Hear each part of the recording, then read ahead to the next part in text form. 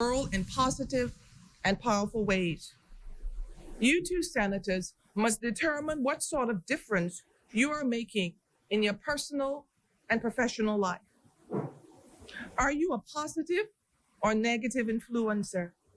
Jane Goodall said, "What you do makes a difference, and you have to decide what kind of difference you want to make." I want to encourage each of you to be determined to be a positive influencer wherever you go. Life will not always be easy, but strive to have a positive outlook and to always seek for solutions and life lessons, no matter the difficulties you encounter. I discovered a poem that goes like this: one tree can start a forest, one smile, a friendship. One vote can change a nation. One candle wipes out darkness. One step must start each journey. One word will start a prayer. One hope will raise our spirits, and one life can make a difference. Isaiah 35:3-4 states, "Strengthen the weak hands and make firm the feeble knees. Say to those who have an anxious heart, be strong, fear not." During this time of Advent and Christmas, I want to encourage each of you to expand your sphere of influence in genuine and tangible ways. Listen to and make time for your family and others. Assist those who need to be encouraged and empowered. Affirm those who serve and work hard, particularly our frontline workers who have faithfully served our nation and continue to serve in the midst of this pandemic. Establish each day in your mind to be the change you want to experience in our Bahamas. Let us pray. Dear God, as we journey into this third week of Advent, please touch each senator and fill them with wisdom, compassion, and generosity. Empower them to be affirmative and impactful people. May they be sensitive to the needs of those whom they serve, discerning as they lead others, and generous in their outreach. May each senator grow in their life's purpose and imprint our country with their positive and powerful contributions. In the name of Jesus, we pray. Amen. Please join in the prayer of our Lord. Our Father, who art in heaven, hallowed be thy name, thy kingdom come. Thy will be done on earth as it is in heaven. Give us this day our daily bread, and forgive us our trespasses, as we forgive those who trespass against us. And lead us not into temptation, but deliver us from evil. For thine is the kingdom, power, and the glory, forever and ever. Amen.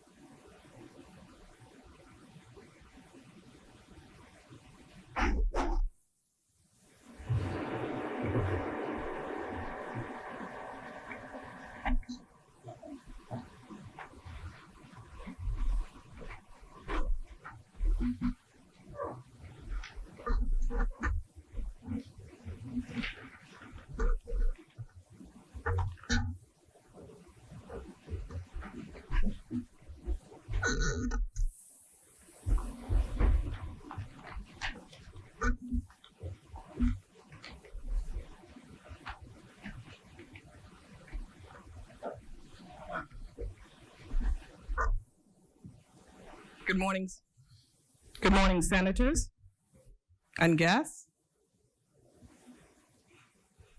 Order of business for the Senate session for today, December 13th, 2021. Adoption of minutes. Madam President, I move for the adoption of the minutes of the Senate session held on Monday, 6th December 2021. Is there a seconder? Second. It has been moved and seconded that the minutes of the meeting held on the 6th of December 2021 be adopted. As many as are in favor, say aye. Aye. Those opposed, say nay. The ayes have it. The minutes of the 6th of December 2021 are adopted. Motions for leave of absence, leave to resign, swearing in of new senators, Communications by the President.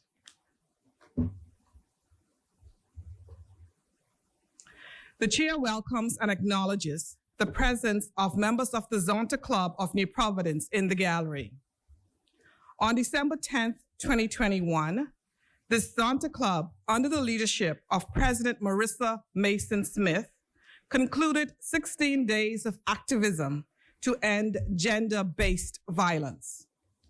These focused days of activism once again brought this heart-wrenching social ill to the fore with renewed focus to end the violence, pain, and suffering associated with all forms of domestic violence and abuse in our country. During the COVID-19 pandemic, domestic violence has increased significantly in the Bahamas and beyond our shores. On average, an estimated of 1 in every woman will experience some form of abuse in their lifetime. With the objective of ending domestic violence generally, and in particular against women and children, the Senate body congratulates the Zonta Club for exercising its best efforts to orange the Bahamas and to also orange the Senate. In so doing, their focus initiative has brought enhanced awareness and sensitivity to the basic human rights issue facing our nation. The Zonta Club has positioned itself as a powerful voice within the public domain, calling for an end to domestic violence. In this regard, the Senate body extends to President Mason Smith and members of the Zonta Club a heartfelt thanks and appreciation for your unselfish advocacy and activism and patriotic determination. We are also grateful for your presence, our orange pinning and packages. Also with us today is a courageous young lady who the chair has invited to sit in the gallery as our special guest. Carissa Culmer was reared in the Ranfley and Elizabeth Estate homes for children. She is an unemployed single mother and an unemployed single mother of a toddler and a victim of domestic violence. In her own words, she has experienced the acute, intense, and the severe pain of domestic abuse and violence and humiliation, and lives with the threat of death over her life by her abuser. She knows the horrendous trauma of being choked and beaten in the streets and having to be rescued by a stranger passing in a car. As a result of her various frustrations, overall lack of support, and feeling of hopelessness, Carissa made a decision to take her intimate and private horror public by telling her story on Facebook Live. This video received 31,000 views and has been shared 1,800 times. Thankfully, the Minister of State for Social Services, the Honorable Lisa Ramming, personally reached out and provided her with immediate assistance. Ms. Culmer is grateful for the grace of God and her intervention, which she believes saved her life and gave her a temporary reset. The continuous courage and fortitude demonstrated by vulnerable women like Carissa Culmer, who stand and say a resounding no to the traumatic stress and pain of domestic violence, must be supported by the enforcement of legislation, policies, and procedures to eradicate gender-based violence. The abuse Carissa has sustained also painfully reminds me of Marco Archer, baby Bella, and the lady who was attacked with a child in hand and rolled over by a vehicle. These are all a few incidents that have rocked the national psyche. Many more exist, and unfortunately, there are many more stories that we will never know. The President of the Senate and the Senate body as a whole denounces and stands in complete and total solidarity against any form of violence, and in particular, domestic violence against the elderly, women, children, and marital rape.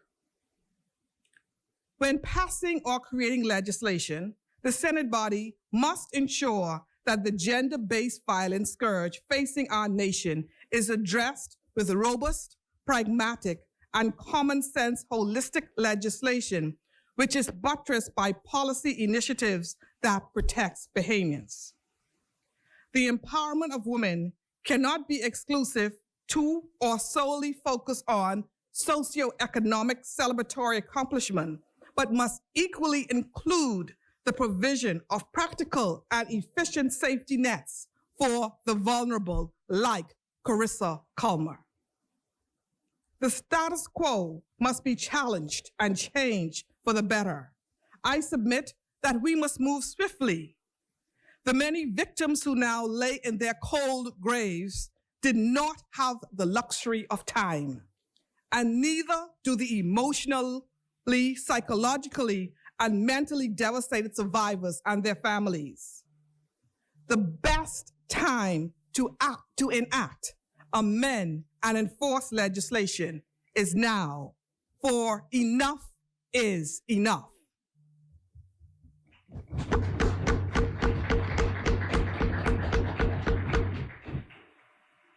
I would also like to take this opportunity to extend the Senate's warm welcome to members of the Commonwealth Parliamentary Association team who are visiting the Bahamas to conduct a post-election seminar for the Parliament of the Bahamas. Your presence is appreciated, and we are all looking forward to your presentations. On behalf of the Senate body, the chair congratulates Chantel O'Brien for historic achievement in last evening to the top 10 in the Miss Universe competition.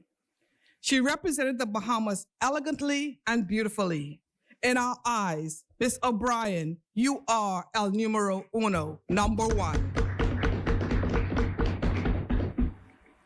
Finally, as this is the last sitting of the Senate prior to the holidays, I wish to also extend my best wishes for a joyful Merry Christmas and blessed New Year to my Senate colleagues, fellow parliamentarians, and their families, and the Bahamians around the globe. In particular, I send special holiday cheer to my 94-year-old adopted aunt, Gwendolyn King of Fowler Street, and my dear church mother, Elizabeth Antonio Moses of Hawkins Hill, who would turn 103 next month. May the grace and mercy of God continue to shine upon you all. May God continue to bless this Bahama land. I thank you all for your kind attention. I hereby lay the President's communication on the table.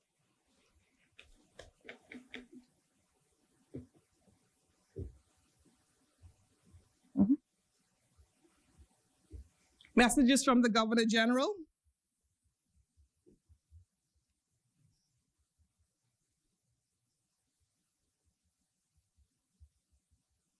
Messages from the House of Assembly. Messages from the House of Assembly.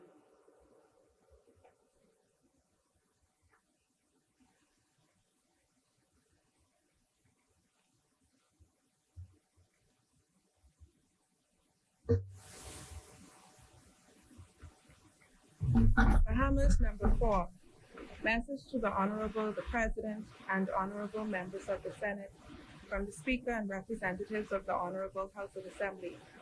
The House of Assembly acquaints the Honorable the Senate that they have passed the following bill and desire the consent of that Honorable Chamber, namely, a bill for an act to provide for the registration of Bahamian ships, to provide for proprietary interest in ships, to provide for training, certification, and watchkeeping relating to seafarers, to provide for the conditions of employment of seafarers and the health and well-being of masters and seafarers, to provide for the prevention of collisions, the safety of navigation, the safety of cargoes and carriage of bulk and dangerous cargoes, to provide for the prevention of pollution, maritime safety and security, the liability of ship owners, and investigations into marine casualties, to regulate and develop merchant shipping and related services, to incorporate international conventions into the laws of the Bahamas,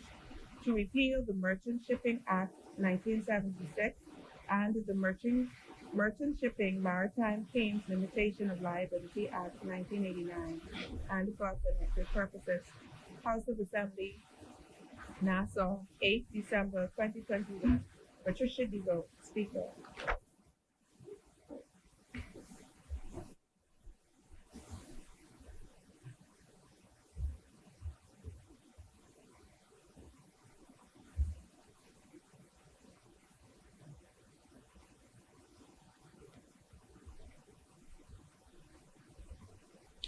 Laying of documents by ministers. There are none, Madam President.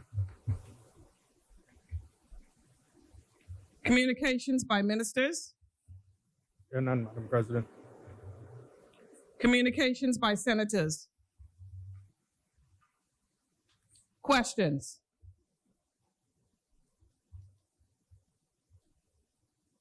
Answers to questions.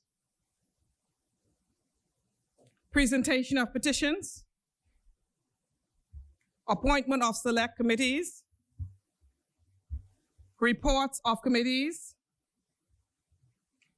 First reading of bills. There are none, Madam President. Your mic is on. Second reading of bills. And second reading and committal of bills. Thank you, Madam President.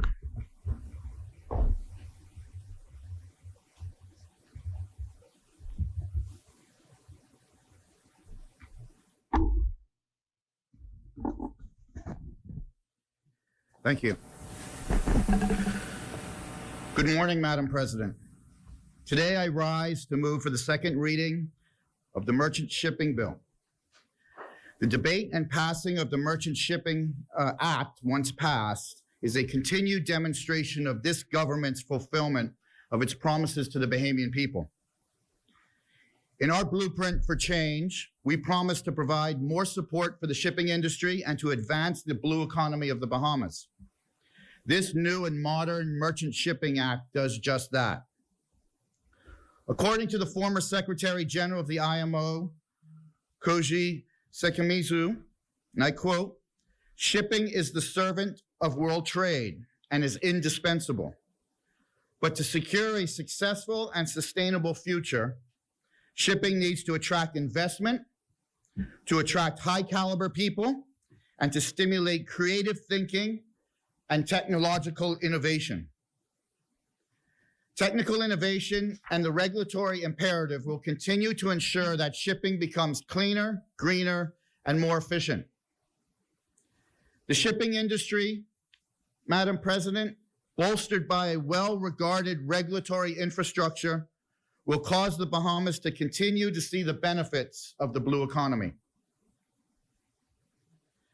Madam President, the Bahamas is a member of the International Maritime Organization, otherwise known as the IMO, which is a United Nations specialized agency responsible for the development of international conventions, codes, and guidance in relation to maritime safety, security, and the prevention of pollution from ships and training for seafarers. It is imperative that the Bahamas maintains its good standing in the IMO in order to support its highly successful shipping industry, which includes our ship registry, which is one of the largest in the world and which is managed by the Bahamas Maritime Authority. At this point, Madam President, I think it appropriate to extend congratulations to the Bahamas Maritime Authority, and to my colleague and parliamentary successor, the Member of Parliament for Elizabeth, and the Minister of Transport, Ms. JoBeth Colby Davis. Madam President, the Bahamas was successfully re-elected to the IMO Council for the period of 2022 to 2023, securing the 5th highest number of votes out of 27 contestants for Category C. This category currently has a membership of 20 IMO member states. Madam President, this achievement demonstrates the confidence that the IMO member states have in the collaborative approach, the positive contribution, and the proactive engagement of the Bahamas in the international regulatory process. The success comes as a result of the competence and experience of the personnel at the Bahamas Maritime Authority and other Bahamian government agencies. Madam President, the Bahamas' role on this strategic body reaffirms our commitment to the organization's objectives of safe, secure, and efficient shipping in cleaner oceans. Of equal importance is that it enables Bahamian ship owners to have an active voice in and access to the process for effective and practical regulations. As my colleagues stated, this achievement showcases the national capacity and expertise of the Bahamas as a small island developing state, contributing to the strategic aims and objectives of the IMO and the broader maritime industry globally. These achievements are notable as the Bahamas has one of the largest ship registries, with its ships and seafarers on board trading globally with a recognized reputation of quality.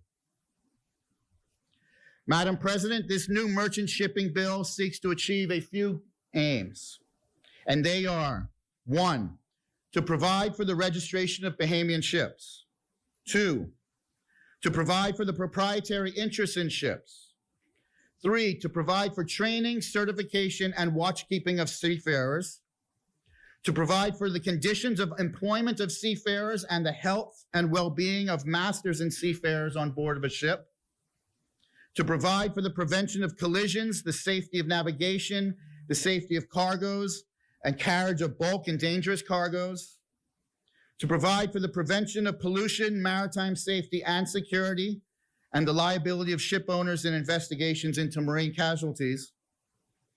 The bill also seeks to regulate and develop merchant shipping and related services, to incorporate international conventions into the laws of the Bahamas.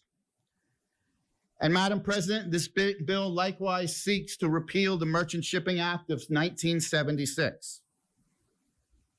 This new, modern, and dynamic bill retains the fundamental provisions of the 1976 Act while introducing provisions which aim to give immediate effect to the primary conventions of the IMO and the ILO pertaining to shipping, of which the Bahamas is a member. Some of these conventions and instruments are the International Convention for the Prevention of Pollution from Ships, the International Convention on Standards of Training, Certification, and Watchkeeping for Seafarers, the Safety of Life at Sea Convention, and the Maritime Labor Convention. So this bill is a repeal and replacement of the old act, incorporating commitments that we have made to be part of these internationally recognized conventions and protocols to ensure that we retain our place at the height of global shipping. The bill aims primarily to incorporate these conventions, as mentioned, along with accepted registration process into the laws of the Bahamas in an effort to enhance the safety and security of ships, seafarers, and the marine environment. This bill will also efficiently regulate essential processes and avoid unnecessary delays, which will ultimately contribute to the growth and development of the merchant shipping industry in the Bahamas. In passing this bill, it's important to note that the Bahamas Maritime Authority has consulted with a number of stakeholders, including ship owners and their legal representatives, to ensure the broader consideration of the bill and the practicality of its implementation and its enforcement. With respect to the bill itself, I'm not going to go through section by section. It's a rather voluminous and technical bill. But needless to say, Part 1 of the bill sets out the preliminary provisions. Part 2 of the bill deals with the registration of ships, the proprietary interest in the registration of ships, and the tonnage of the ships. Part 3 of this bill sets out matters relating to masters and seafarers. Part 4 provides safety of life at sea and security. Part 5, an important component here in the Bahamas, provides for the prevention of pollution from ships as we strive to preserve our blue economy and the seas of this country. Part 6 provides for load lines, and Part 7 provides for collision regulations. Part 8 and 9 deal with safety directions and safety on board the ships. Part 10 of this bill provides for the control of and returns as to persons on the ships. And Part 11 of this bill provides the limitation and division of liability, which is an important component of international trade and commerce. Part 12 provides for salvage and wreck, and Part 13 provides for inspection and enforcement. And lastly, Part 14 of this bill provides for investigations into marine casualties and marine incidents. As indicated, this is a rather technical bill, but one that is fundamental to the standing of the Bahamas internationally in merchant shipping, and one that keeps us at the forefront of this important element of the blue economy. The key will be for us as the government to leverage this legislation into more progressive policy, more progressive advancements that will affect the wide cross-section of Bahamians. That is our job as a government, to ensure that our people have the access and ability to leverage their interests in the global shipping environment of which our country is a leader. Madam President, in this, it is fundamental and necessary that Bahamians be given the education, the training, and the opportunity to work and be part of the vast merchant shipping industry that the Bahamas has created and leads globally. Madam President, the PLP administration has a history in doing just this, in supporting and the creation of the LJM Maritime Academy. Established in 2014 and located at Maritime Key right here in the Bahamas, the LJM Maritime Academy is one of the leading tertiary level maritime training institutions in the Caribbean region and produces exceptional seafarers and industry leaders. The top quality education and training programs offered at the Maritime Academy will enable seafarers to exceed international industry standards and be well equipped with essential theoretical knowledge and practical skills to compete as maritime professionals globally. The programs at the Maritime Academy follow the framework of model courses from the IMO and have been approved by the Bahamas Maritime Authority, the governing body in the Bahamas under the IMO, and the ILO, which is the International Labor Organization. Additionally, the LJM Maritime Academy is registered under the Ministry of Education, Science, and Technology as a cooperative education institute. Madam President, today we are witnessing Bahamians who have had the opportunity to train at the LJM Maritime Academy and to advance in their careers at sea. Earlier this year, I think just in August, it was announced that 2 Bahamians will set sail with Royal Caribbean International after graduating from the Caribbean Maritime University at the top of their class and landing high-ranking jobs with this popular cruise line. Madam President, both of these students attended the LJM Maritime Academy. We encourage not only the cruise lines who have been a measure of support for the training of Bahamians, but also all merchant shipping companies utilizing the Bahamian flag to tangibly contribute to the continued education and opportunities for Bahamians. This is an important evolution of the success of the Bahamas in shipping to opportunities for all to take advantage of in the blue economy of the Bahamas. In the PLP Blueprint for Change, we pledge to establish public-private partnerships with maritime academies, to create a center of excellence of training in maritime navigation, engineering, port management, maritime surveying, maritime insurance, port support services, and seamanship. We are committed to expand the opportunities for Bahamians in the blue economy as wide as possible through education, training, and experience. See, Madam President, you don't only have to be a seaman to be educated at the Maritime Academy and to find your opportunity in the blue economy. It is important to expand the breadth of offerings for Bahamians to take advantage in an industry in which we sit as global leaders, Madam President. We as a country are global leaders in ship registration, for example. Our flag is respected worldwide and envied by many. This experience and expertise must be advanced aggressively to build our yacht registry. This is a natural market for us in the Bahamas as we witness year after year the growing number of private and chartered yachts that call the Bahamas home and sail throughout our beautiful waters. The BMA provides a straightforward, cost-effective, and efficient registration procedure for private and charter yachts of 12 meters in length and above, and for passenger yachts. The only flag with a dedicated code for small charter yachts. The BMA is a pioneering flag with a passenger yachts code to allow yachts to carry more than 12 and up to 36 passengers, meeting the growing demand from yacht owners to be able to carry more guests on board. The BMA has developed specific technical and survey requirements tailored to small and large yachts in the charter or the private use, and for private yachts in restricted charter use. Madam President, as the government, we will support the BMA in these efforts, and I will work with my colleague, Minister of Transport, to ensure that the legislation and framework is world-class to better attract the yachting industry to be part of the blue economy of the Bahamas.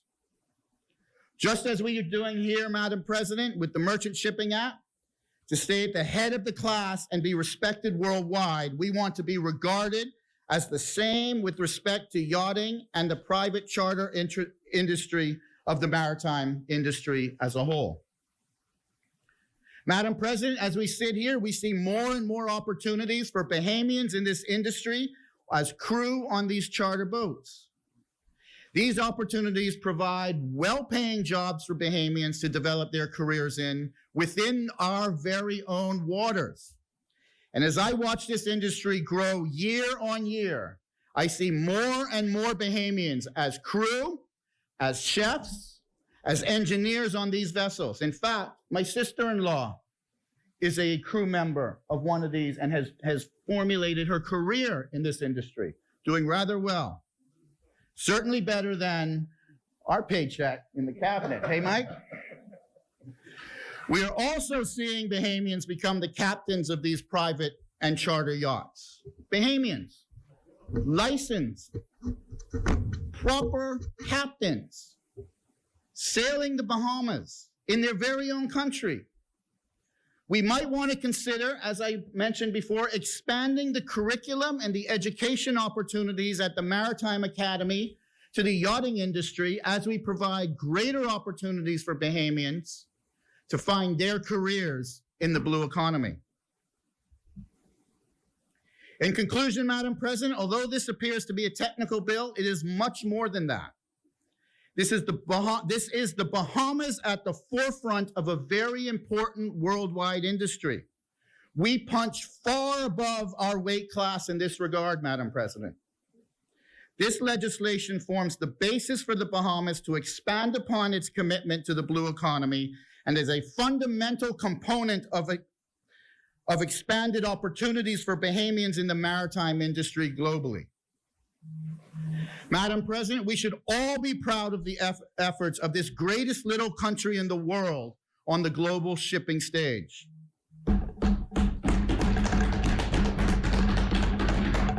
Madam President, before concluding today, I beg your indulgence, and I would like to take the opportunity to put in the record of this place congratulations to my father-in-law, Richard Dick McComb. I would like to read the message of congratulations that was published in the Tribune on Thursday, November 25th of this year, and table the excerpt. Madam President, it reads, Richard Dick McComb, Assistant Vice President, Operations and Facilities, is taking a well-earned retirement effective the 25th of November after contributing almost a decade of exemplary service to Arawak Port Development Company, which owns and operates the Nassau Container Port and the Gladstone Freight Terminal.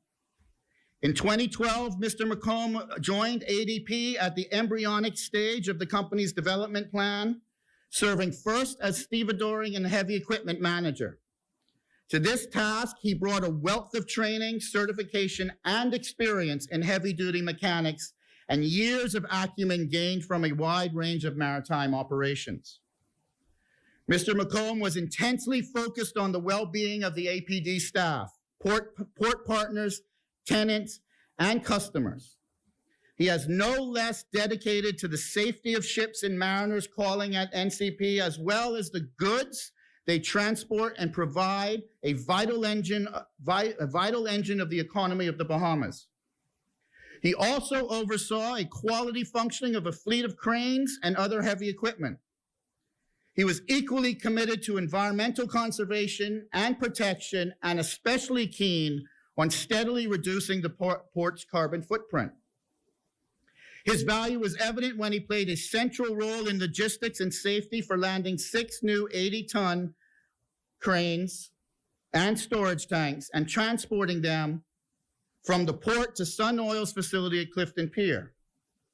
It is little surprise that Richard rose quickly in APD hierarchy and was promoted to the executive team as Assistant Vice President of Operations and Facilities in 2016.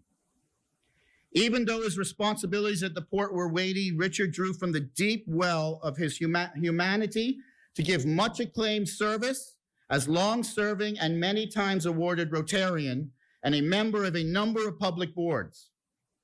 He was active in disaster relief nationally and in the region. He was keen on building career opportunities for Bahamians in the maritime industry and served as chairperson of the Maritime Sector Skills Council of the Bahamas government and the IDB skills building initiatives. Dick also greatly assisted teams under his supervision to acquire valuable portable skills. He did so by direct sharing of knowledge and by supporting specialized training programs, especially in crane operations. This outstanding team member and contributor to the community well-being will be missed from the daily works of the Nassau Container Port and the Gladstone Freight Terminal, and for his collegiality. This statement is on behalf of Dion Bethel. He said, the president says, I personally will feel the loss of our daily confabs on port processes and deployments. I also count myself fortunate to have his friendship. When he leaves APD service, Dick will be carrying my best wishes for success and rewards in all his future endeavors. On behalf of the APD Board of Directors, Executive Management, and staff, I wish him fair winds and following seas, wherever his substantial skills, lively curiosity, and great heart should direct him next.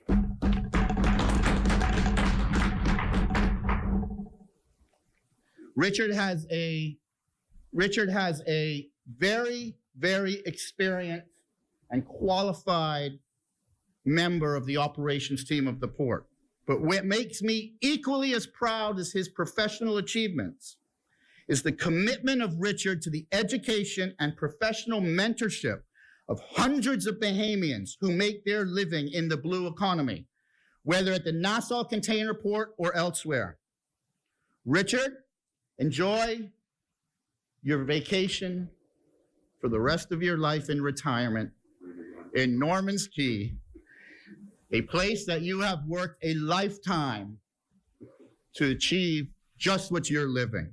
I offer heartfelt congratulations to my father-in-law, Richard Dick McComb. So, Madam President, I want to thank you for that indulgence. I want to thank you for the ability to contribute today. I want to thank the opposition for being here and have a collective support of this bill. Madam President, I support the merchant shipping bill before us. Thank you.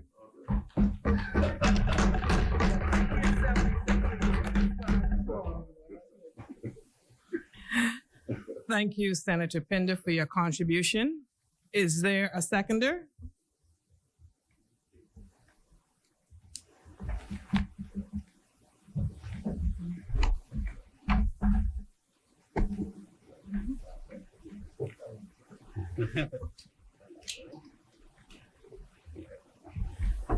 The chair recognizes Senator the Honorable Young.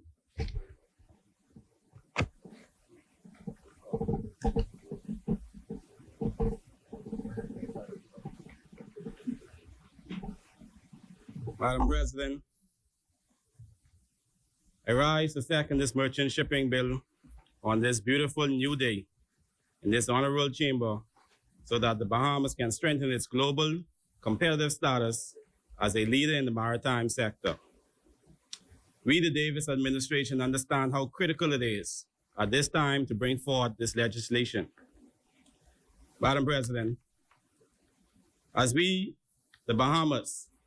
know, the Bahamas is indeed a member of the IMO, the International Maritime Organization, and also the ILO, the International Labor Organization.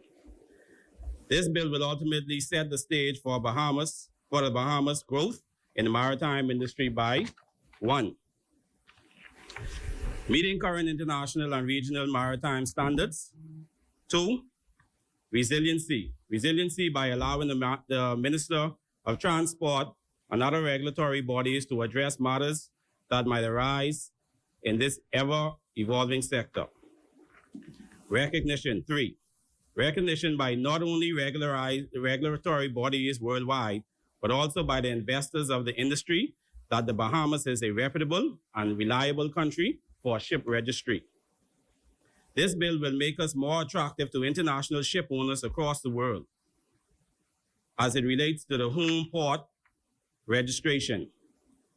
Madam President, the merchant shipping bill is going to aid the Bahamas in relation to maritime safety, security, and the training for seafarers' safety of life at sea. The new opportunities and spin-off businesses are inevitable with the growth of the maritime industry that this bill will bring forth here in the Bahamas. Madam President, I would like to make note of the $100 million that this industry has already added to the country's revenue. Just think of what more can be made. Madam President, as I reviewed this bill, something kept nagging at my mind repeatedly.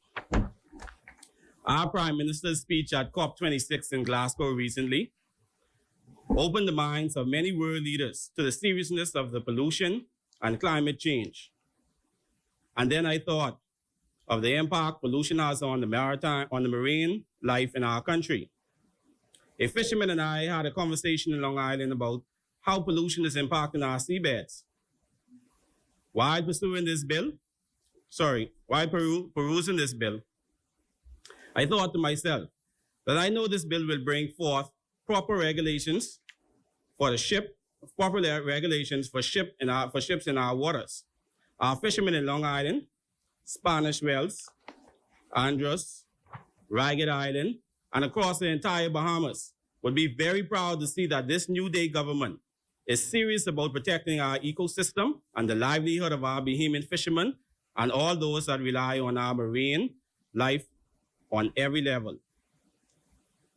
Madam President, the Merchant Shipping Bill, Maritime Claims Limitation of Liability Act, Chapter 281, Statute Law of the Bahamas, Limitation of Liability Act, was enacted by Parliament in 1989 and provided for the liability of ship owners and sailors. The new merchant shipping bill, called the bill, will continue to provide for 1, the registration of Bahamian ships, the propriety interest in ships, the training, certification, and watchkeeping related to seafarers, the condition of employment of seafarers, and the health and well-being of seafarers on board a ship, the prevention of collision and the safety of navigation, the safety of cargoes, including transshipment activities, the prevention of pollution, maritime safety and security, the liability of ship owners, and the investigations into marine casualties. Madam President, this bill will provide an efficient legislative process to regulate our country's merchant shipping industry. And also, Madam President, our government is committed to modernization and growth of the Bahamas merchant shipping industry. Therefore, I do support this bill. Thank you.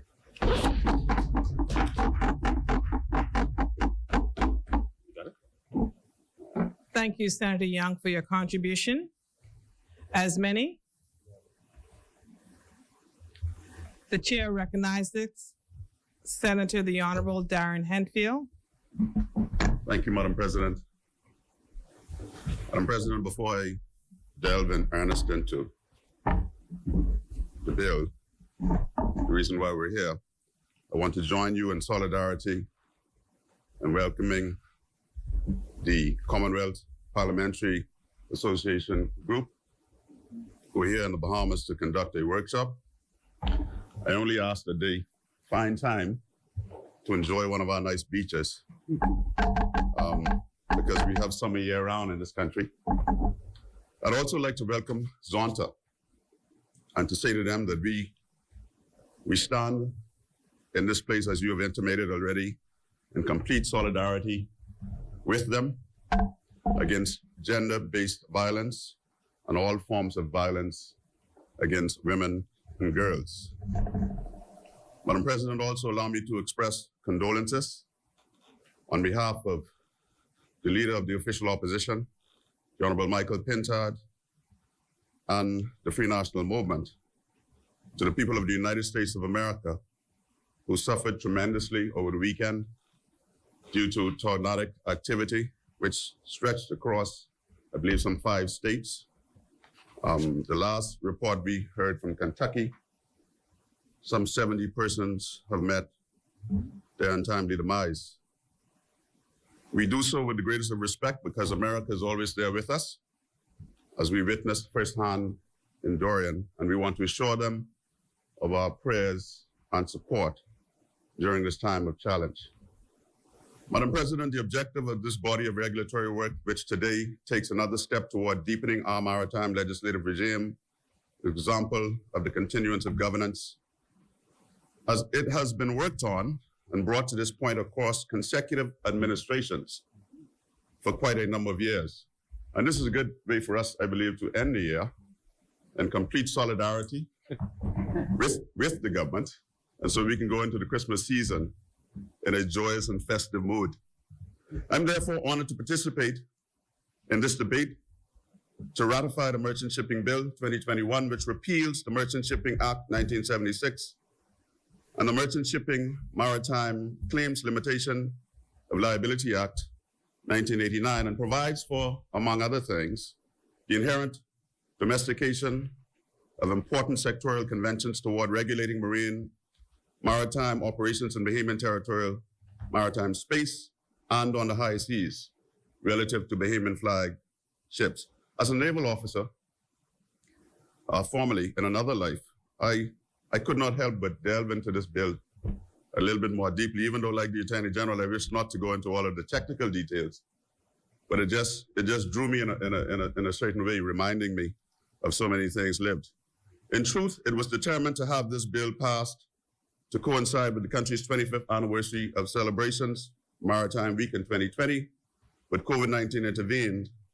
And in the result, I wish to congratulate the Minister and her team for moving so judiciously to get this seminal piece of legislation to the Parliament. That's a good place for you all to start. I also want to extend kudos to the Bahamas Maritime Authority, the BMA, and our foreign service officers in London and elsewhere, and the country's very successful re-election in Category C, as indicated by the Honorable Attorney General, to the Council for 2022-2023 biennium. This remarkable accomplishment, which results from tireless efforts of the indefatigable staff of the BMA and the Ministry of Foreign Affairs, both at home and abroad, is laudable, and it should be recognized. Madam President, as elected members of the IMO's Council, the Bahamas will remain intimately engaged in meaningful role in that body, which is charged with creating and maintaining a regulatory framework for the shipping industry that is fair and effective, universally adopted, and universally implemented. Being among the world's largest ship registries, remaining in the top 10 for more than 20 years, election to the coveted council adds credibility to our flag, our interest, and our position in this multi-million-dollar industry, as it is often referred to as the blue economy. The Merchant Shipping Bill 2021, Madam President, according to UNCTAD, the United Nations Conference on Trade and Development, which is the UN's body responsible for dealing with development issues, particularly international trade, the maritime transport industry accounted for roughly 80% of international trade in 2021, and it did the same the year before that. The passage of this bill is exceptionally timely, and it is my considered view that it will serve to enhance our standing, potential growth, and further development in this very important industry. Clearly, the overriding objective of this bill is to, as much as practicably possible, standardize and synchronize operations in our maritime domain by providing for the regularization and further development of merchant shipping and related services in our country, a very active sector of our archipelago. It does so by providing for 5 key areas. The Attorney General pointed them out, mainly the registration of Bahamian ships, the proprietary interest in ships, the training and well-being of those who work in ships, the safe movement of ships and their cargoes, and the prevention of pollution liability of owners and investigation into marine casualties.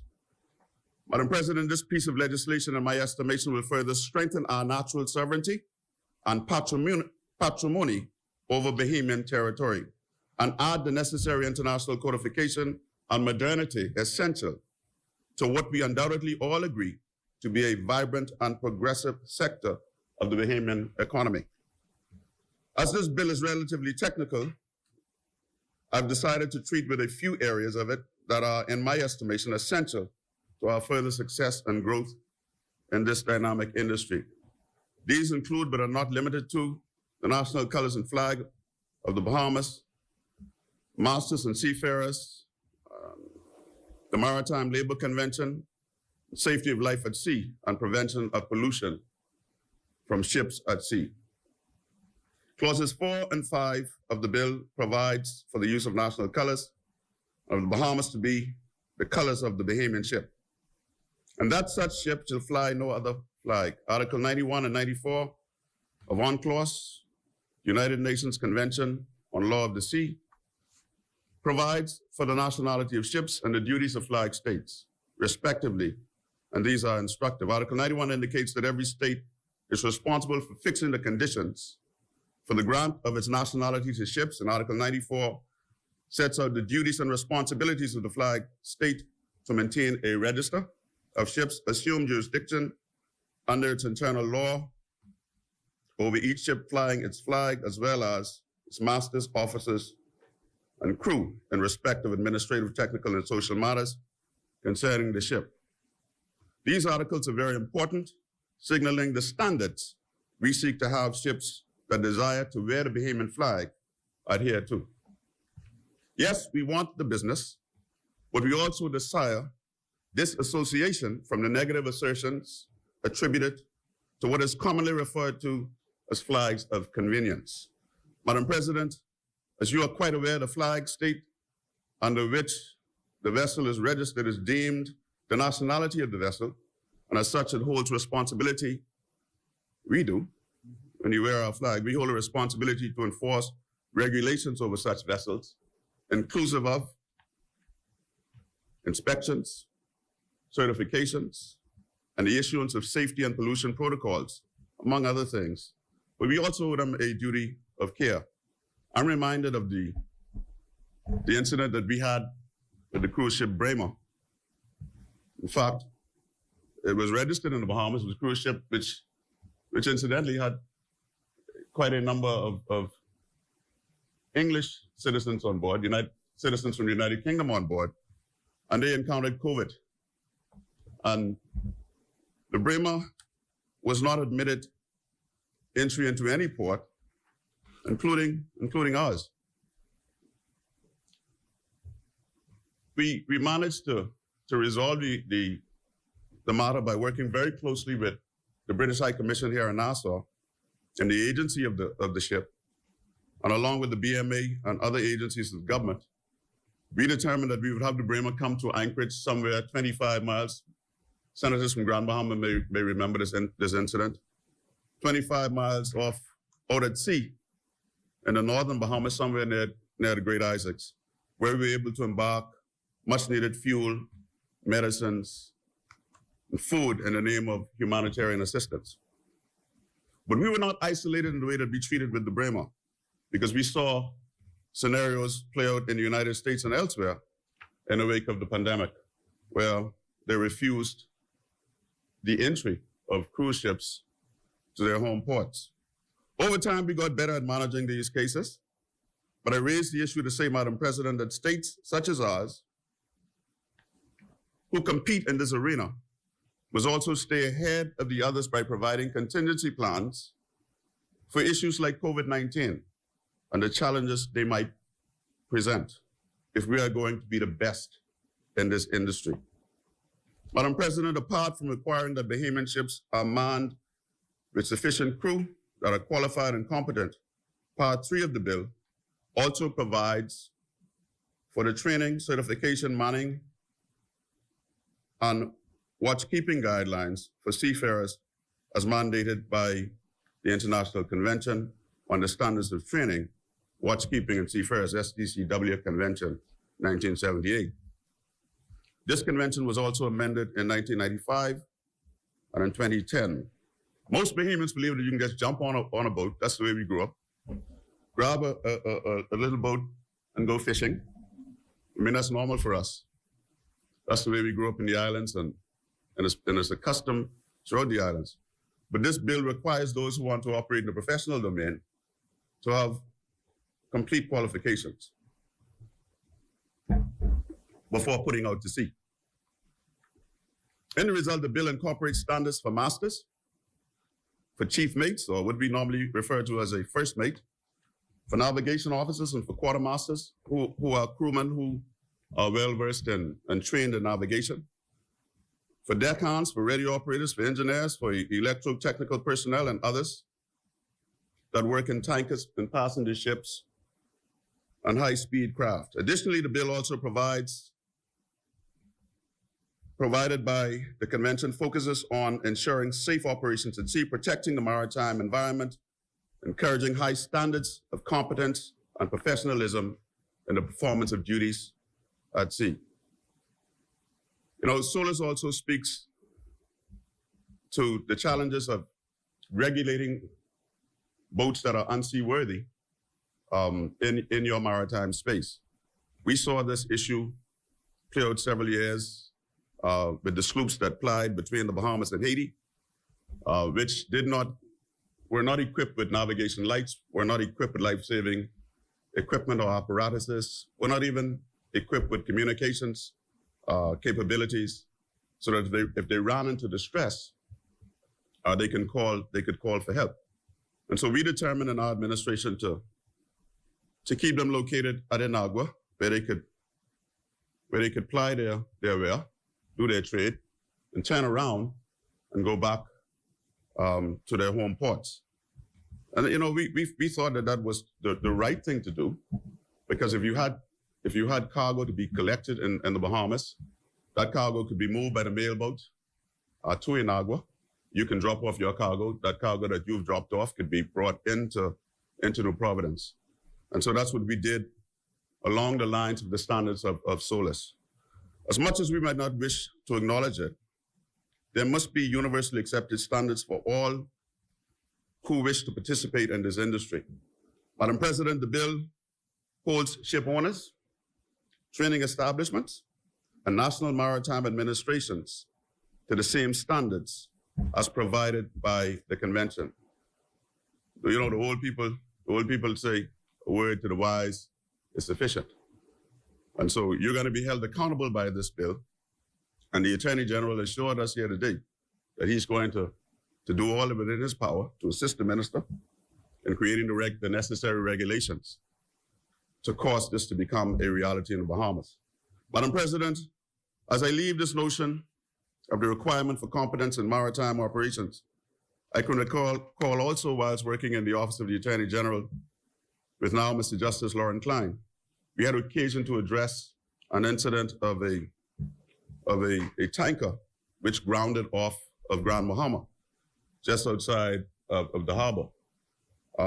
Luckily, the hull of the oil tanker Formosa Falcon was not breached in the incident, so there was no discharge of oil or its cargo. But while changing its anchorage, and this speaks to the competence of seamen, while changing its anchorage because it was anchored too close to another vessel of its size, the Formosa Falcon inflicted tremendous damage on one of our reefs. And so we thought that action should be brought against the vessel for, in the least, what we saw as negligence. We were able to settle the matter and receive compensation on behalf of the government of the Bahamas to the tune of just under $1 million. As such, the requirement for competence by seafarers can never be overstated. Additionally, we've seen far too many instances of incompetent and careless operations of watercraft in our country that have had tremendous negative impact upon our tourism industry. Madam President, flag states such as ours have long been criticized for a lack of adherence to the standards expected by international labor organizations, which provide for, among other things, the protection of employees and their welfare applicable in a safe space of work. Clause 69 of the bill provides that the minister will make regulations referred to as Maritime Labor Convention regulations to give effect to the Maritime Labor Convention, 2006. And this will go a long way toward enhancing the rights of seafarers and dispelling such criticisms that we often receive as a flag state. Such regulations, Madam President, will have cognizance of all international conventions relating to the employment, the welfare, the security, certification, or status of seafarers toward realizing their rights and imperatives associated with decent working conditions. All said, the convention is quite exhaustive as it addresses onboard medical care, minimum working age requirements, employment agreements, hours of work and rest, payment of wages, paid annual leave, and repatriation at the end of a contracted period. It is also my considered view that the implementation of this regulation will serve to inspire the hiring of more Bahamians in an industry that is dominated by laborers from the Philippines, from India, and from Indonesia. Hence, the ratification of this convention should serve to level the playing field by improving labor law protections, which may be weaker in the high labor-producing countries. Madam President, Part 4 of the bill provides for safety of life at sea, or what we call SOLAS, and security. More specifically, Clause 96 requires the master, the manager, and owner of the ship must comply with the Safety Convention Code as adopted by the IMO and the safety regulations. Clause 97 provides rights, well, in short, rights for free passage through an archipelagic space, such as the Bahamas. If you want to pass through our internal waters, you have a right to pass through our internal waters, unless, of course, we invoked Article 53, or Article 50, I think it is, which speaks to the limitation of our internal waters. Ships of all state enjoy the right of innocent passage through the archipelagic waters of an archipelagic state such as the Bahamas. Clause 98 provides for the minister to make regulations for the security of ships and port facilities in order to give effect to the International Ship and Port Facilities ISPS Code. U.S. Coast Guard often conducts inspections of our international ports to ensure that they are within compliance so that we can participate in this. This became much more active following the events of 9/11, when the Americans thought that they ought to have stepped up security in the maritime domain.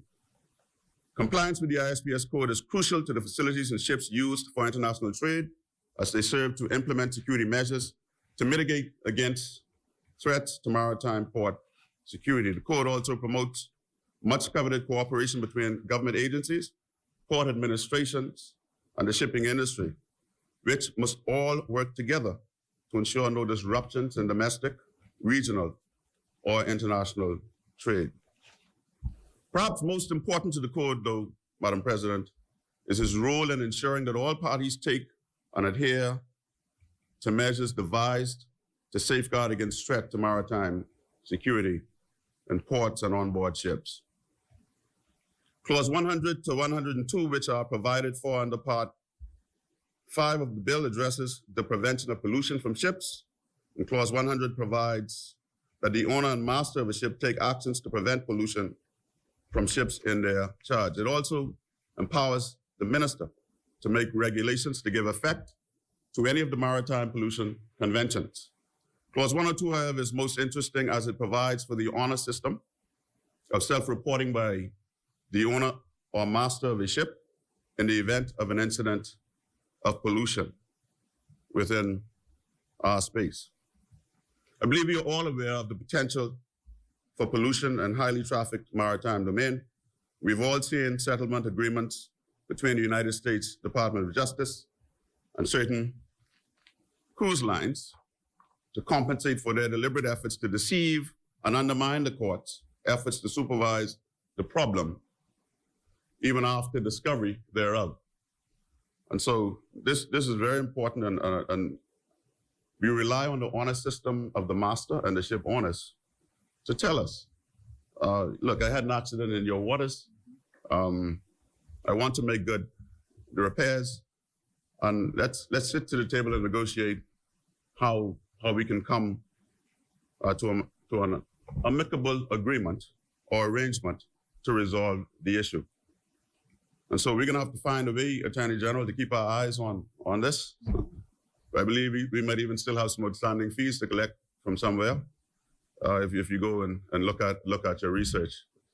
Yeah. We'll talk. we can talk about that.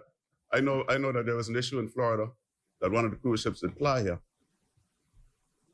Good client of ours, good cruise ship, but they admitted to some things that took place here, and I think that is still outstanding. So in conclusion, Madam President, I believe that we all readily agree that this bill is good for the Bahamas, as it catapults even further into the maritime industry in a positive, assertive, and deliberate way our involvement.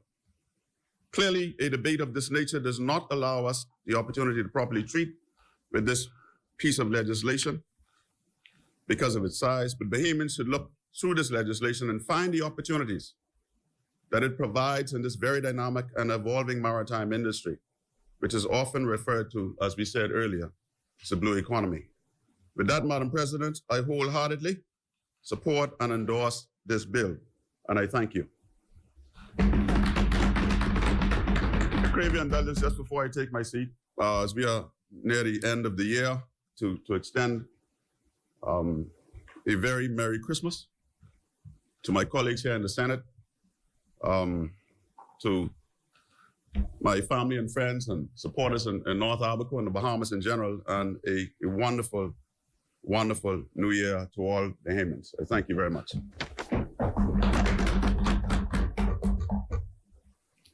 Thank you, Senator Darren Henfield, for your contribution.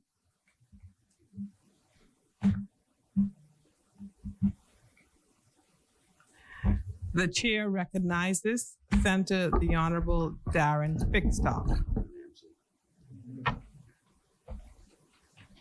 It's a good bill. Right. It's a good bill. Good morning, Madam President.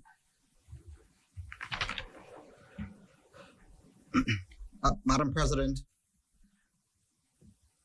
I am privileged to be in this place with the opportunity to lend my support to this merchant shipping bill, with its far-reaching scope for the security, safety, viability, and continued growth of the Bahamas in the international maritime sector.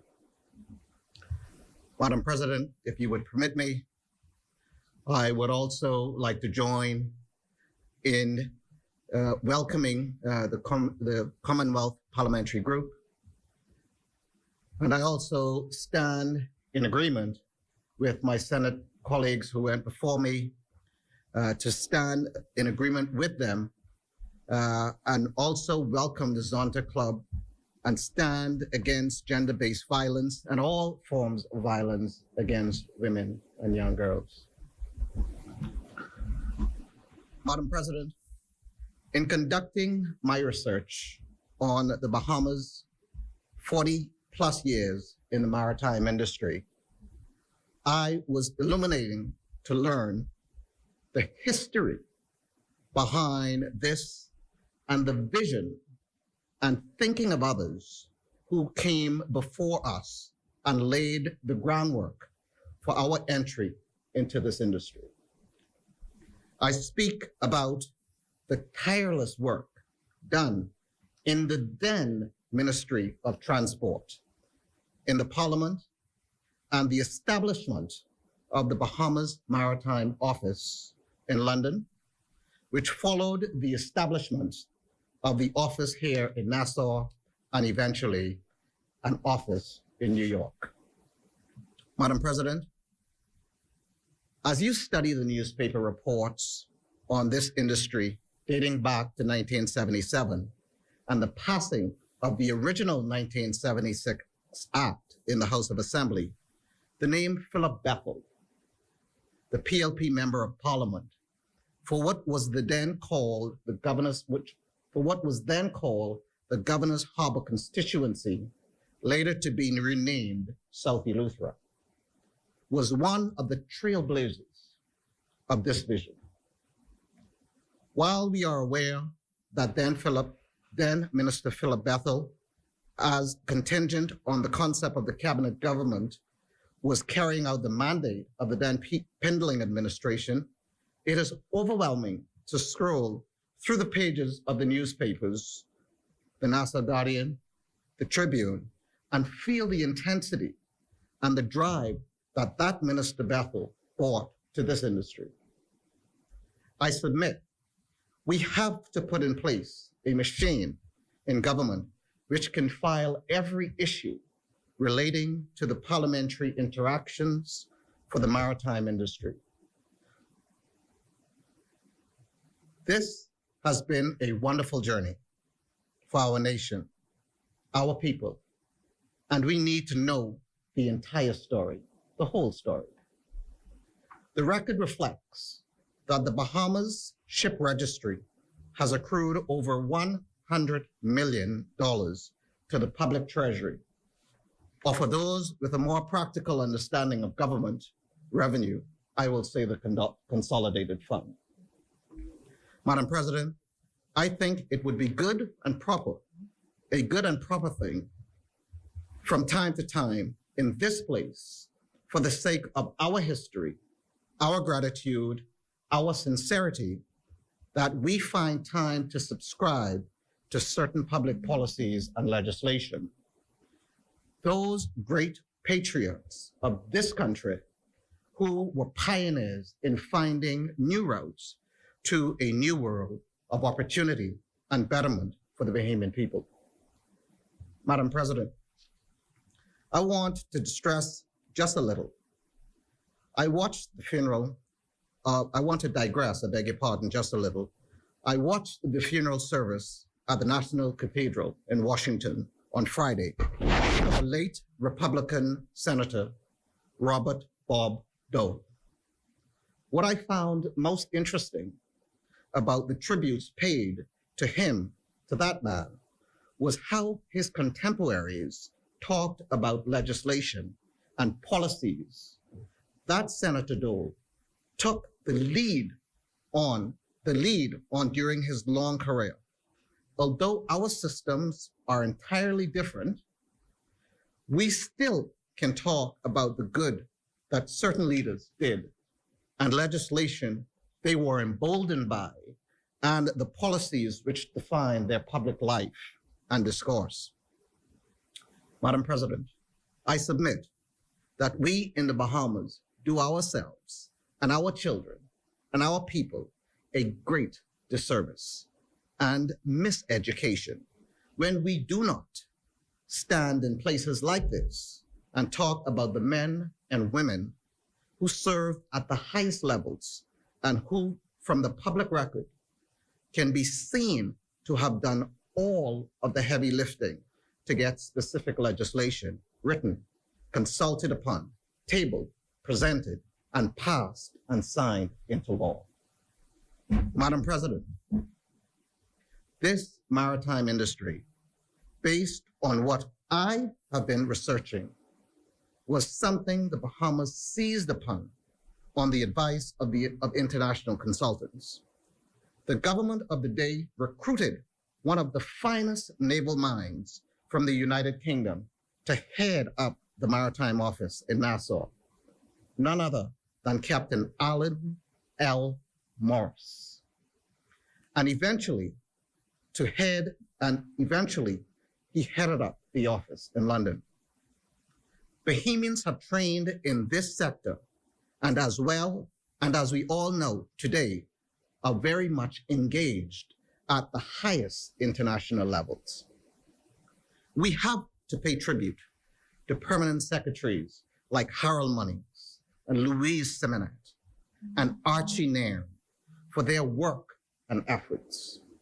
We also owe a huge, and I repeat, a huge debt to Mrs. Irma Raming Mackey, who served for over 3 decades in various offices in the Bahamas maritime industry development. This is also one of those compelling and mega industry sectors where so much technical expertise is required and needed. And in the time, the highest officer in the Bahamas Maritime Office in London became a Bahamian. I speak about the former Commodore of the Bahamas Defense Force, Commodore Davy Roll. Madam President, it just did not come about because we in this place or that other place passed legislation and lent some words to the exercise. This niche for the Bahamas was achieved because the country embraced this opportunity and believed in it. And people went to work to make it happen. Madam President, I think it speaks to the fact that as an archipelago, it is in our blood to be vulnerable to the water, the oceans, and the seas. We all came here by boat, whether it was the early settlers, like the ancestors of the Honorable Attorney General, landing on the island of Eleuthera in the 17th century, or those of our ancestors who came by infamous means a century later as Bahamians. We have crossed the bridge in our humanity and unity, and the water links us all. Philip Bethel and the Pindling administration had a unique concept. Just as the Bahamas became the gateway to the New World with the arrival of the European intruders in 1492, so too in the 20th century, by the use of open ship registry, the Bahamas could be the gateway to the 20th century world in shipping. Madam President, here we are in the 21st century. Philip Bethel and his successors in office, Peter Bethel, passed the baton to successive F&M ministers of transport, who too shared that early PLP vision for where the open registry could take the Bahamas and its benefits. Beginning in early 1980, the PLP began a series of high-level promotional meetings around the world to drum up interest and business for the Bahamas Ship Registry. At the changing of the guard in 1992, Prime Minister Ingram, on more high-level promotional world tours sold the Open Registry Bahamas model, and the Bahamas won again. Again, on the return of a PLP administration to office, the Right Honorable Perry Christie continued to push the Bahamas Open Ship Registry at home and abroad.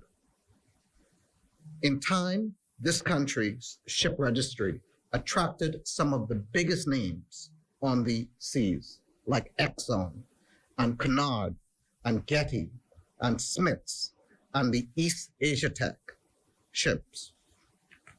Promotional meetings in Hong Kong, Japan, Singapore, and in Europe. We ought not just come to this place and just merely refer to an act to be passed or to be amended. When it is something of this magnitude, I think it deserves more weight. The story.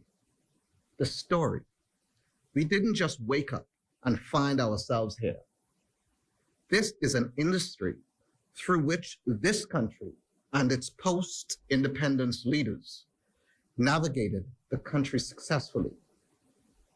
I would submit that the work we are doing here today will not be done properly, fairly, and transparently, or structurally sound without paying tribute to those persons who did the heavy lifting.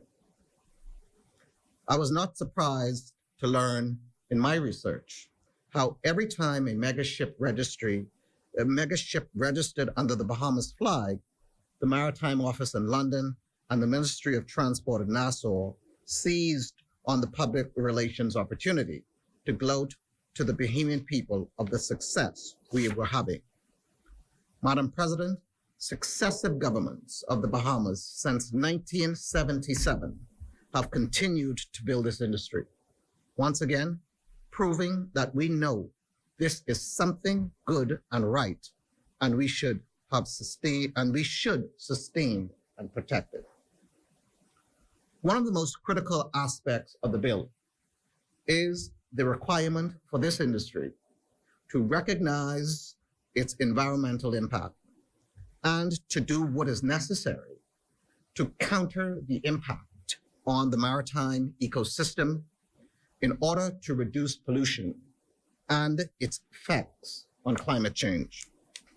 This new legislation will require this country to play its part in achieving the standards and goals set by the Prime Minister Davis in Scotland at COP26. Ships will have to be on target to assist in reaching these goals and achieving biodiversity and limiting carbon footprints. The ships on our Bahamas register with our gold, aquamarine, and black on top of their mast must be emblematic of our concerns over global warming and the threat to small island states such as ours and our rising sea levels. Madam President, accidents, willful or careless, or just fated, are a given. On the high seas, there is pollution of waters and the air. We are quite aware of the recent Equinor oil spill in East Grand Bahama during Dorian and the catastrophe such incidents wreak. Likewise, ships flying flag are little pieces of the 700 islands, rocks, and keys that make up the Commonwealth of the Bahamas. Madam President, before I sit down, it will only be proper to refer to the studies done by the advent of the open ship registry industry in the early 1980s. You know, the developed world thinks everyone else is on their plantation. They can blackguard you, blacklist you, but they cannot block out the destiny of smaller democracies in the world and the rights of all peoples and countries to define for themselves their agenda and their laws and pursuit of happiness. They called these flags of convenience. They said that the industry was nefarious and undercurrent by ship owners to skirt and disregard the strict rules and laws and practices of the developed countries in how they paid wages, conducted the work, placed and provided health and attendant benefits. Therefore, is it that all that we in the Bahamas are doing by our business was aiding and abetting a rogue industry? Does it not sound familiar? The International Maritime Organization, the IMO, is a lofty and respected anchor of this industry. Our Bahamas and Bahamians serve at the highest levels of that organization. In other words, to quote from the old gospel, we have come this far by faith, leaning on the everlasting arm, trusting, Madam President. I must pause to recognize the Bahamas Maritime Cadet Program, which was commenced in the nation's high schools in 2002 to allow students in the 10th, 11th, and 12th grade to learn and become familiarized with the maritime industry.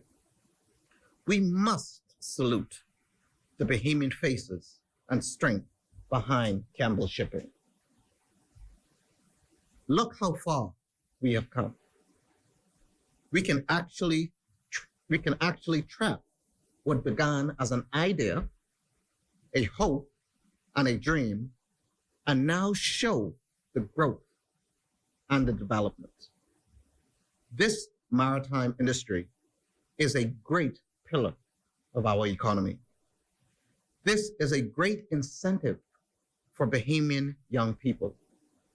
This is a great and continuous opportunity for the Commonwealth of the Bahamas to stand shoulder to shoulder with the sister nations of the world. It is not about the size of the ocean. It is about the motion in the ocean. Madam President, in the maritime industry of the Commonwealth of Bahamas, Madam President, in the maritime industry, the Commonwealth of the Bahamas has lived up to the international duty and responsibilities. This new legislation, this new resolve by this government is our response to them when they ask us to show them our motion. I support the introduction of this new bill and the progress that will follow once implemented and enforced. Madam President, there are a few highlights presented by my colleagues and supported by me. This bill empowers the ministry and supporting agencies supporting maritime to make impactful changes when required or deemed beneficial to the advancement or control of the industry. This bill will create a stronger framework for the advancement of skill sets, employee protections, and overall be an opportunity to attack and deepen the talent pool in the maritime industry. This bill will support the powers of the appropriate authorities to encourage arbitration and resolution of issues versus complicated and long drawn out litigation in lieu of resolution of disputes. This bill upholds the fundamental provisions of the Merchant Shipping Act of 1976 while introducing new provisions to give immediate effect to the International Maritime Conventions.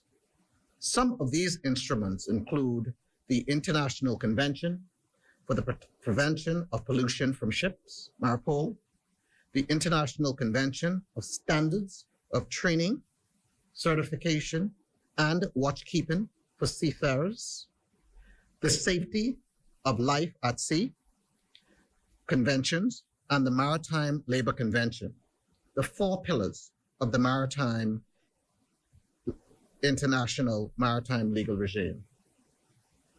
Madam President, this bill seeks to support the training and also certification, recruitment, and placement of seafarers, which will give impetus to the quality and quantity of the Bahamian ships.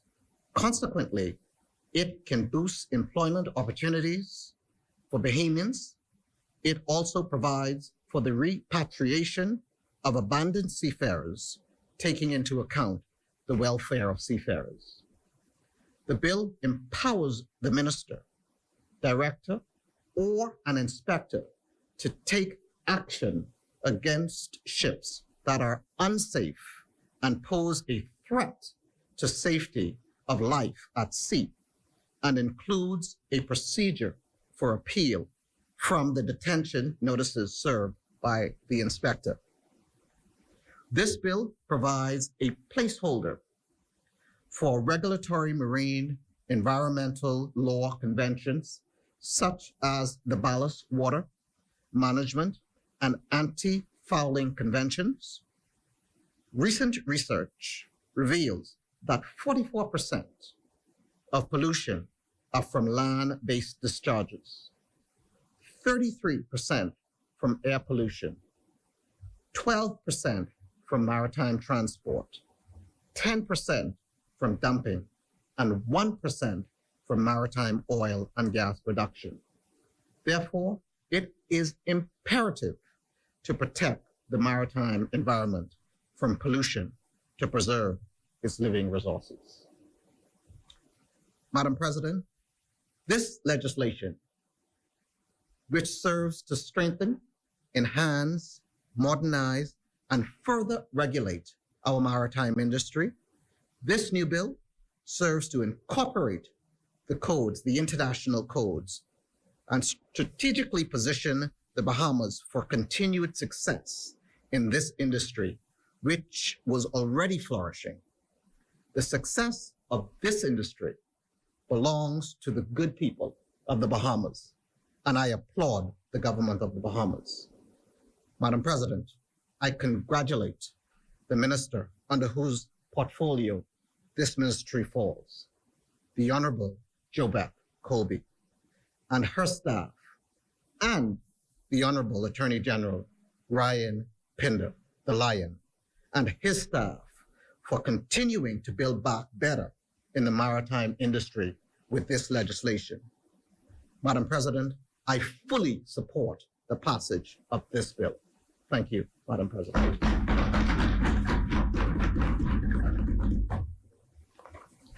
Thank you, Senator Darren Pickstock, for your contribution.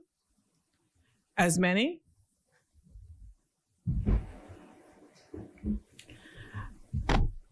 The chair recognizes Senator the Honorable Reuben Ramey. Thank you, Madam President, and welcome back. The deputy presided very, very well, and I commend him for his presiding during the last session. In the absence of the Zonta Club, who was here earlier, I want to stand and also acknowledge and stand in support of the plight and their drive and the initiative that they focus on as it relates to gender-based violence. But I also stand against violence, period.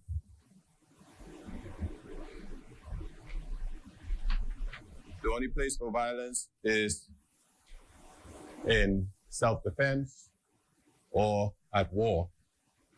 Violence should never be a part of a regular domestic life in terms of rearing our children, loving and interacting with each other.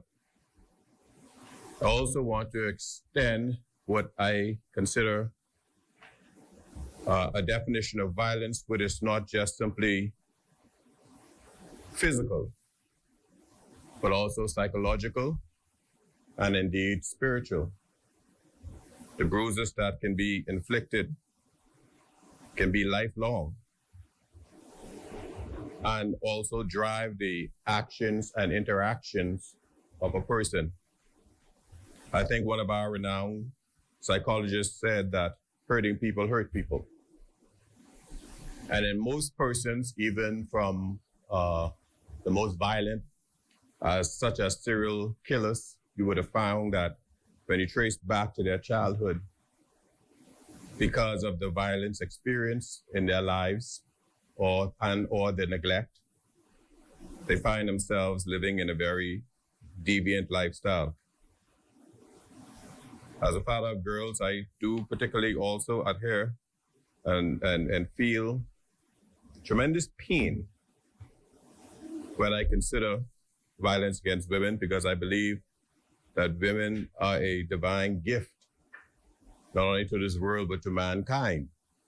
And I believe men are the custodian of feminine dignity. And we should look out for them at all costs. Because the unique ability of a woman is whatever you put into it, she multiplies. We contribute to a woman and she brings forth a baby. We go ahead, and I think Dr. Miles Monroe would have said this, we present her a few ingredients and she makes a pot of stew and a well-placed meal. If we inflict pain in the body of a nurturer, the ones that she nurture, that hand that rocks that cradle, will also be inflicted. So, Madam President, this is very, very critical in my mind. I've worked with young people for a long time, all my life, and even now I still do. And I understand very well when the Bible says the grace of God leads to repentance. I've found that the most deviant children, that when I mentor and nurture them in love and fill the gap that they would have been lacking, that even though they may have been what we call thunder rebel at home, in the presence of, let me use names like Brian those and Fox Hill, the Scouts leaders, when they reach in those environments, these persons are fathers.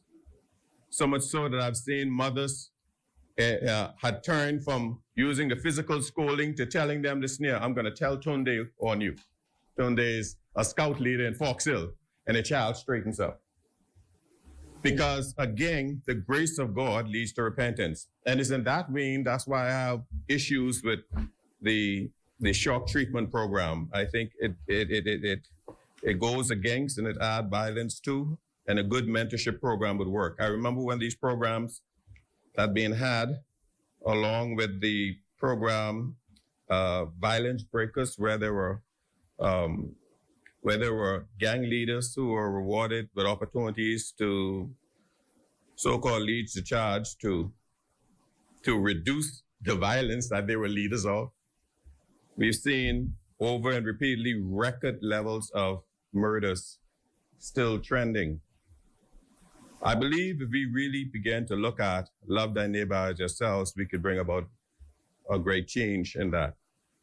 So I stand in support of the Zonta, but I take it further. I stand against violence on all levels, because hurting men hurt women, hurting women hurt children, hurting women hurt men. And this is a cycle that we must all break. If we could only look and learn to treat each other the way we expect to be treated, life would be so much better. I also want to take the moment to celebrate Ms. Chantel O'Brien in terms of celebrating excellence. I believe, again, in the context of violence, if we could accentuate the positive, it will eliminate the negative.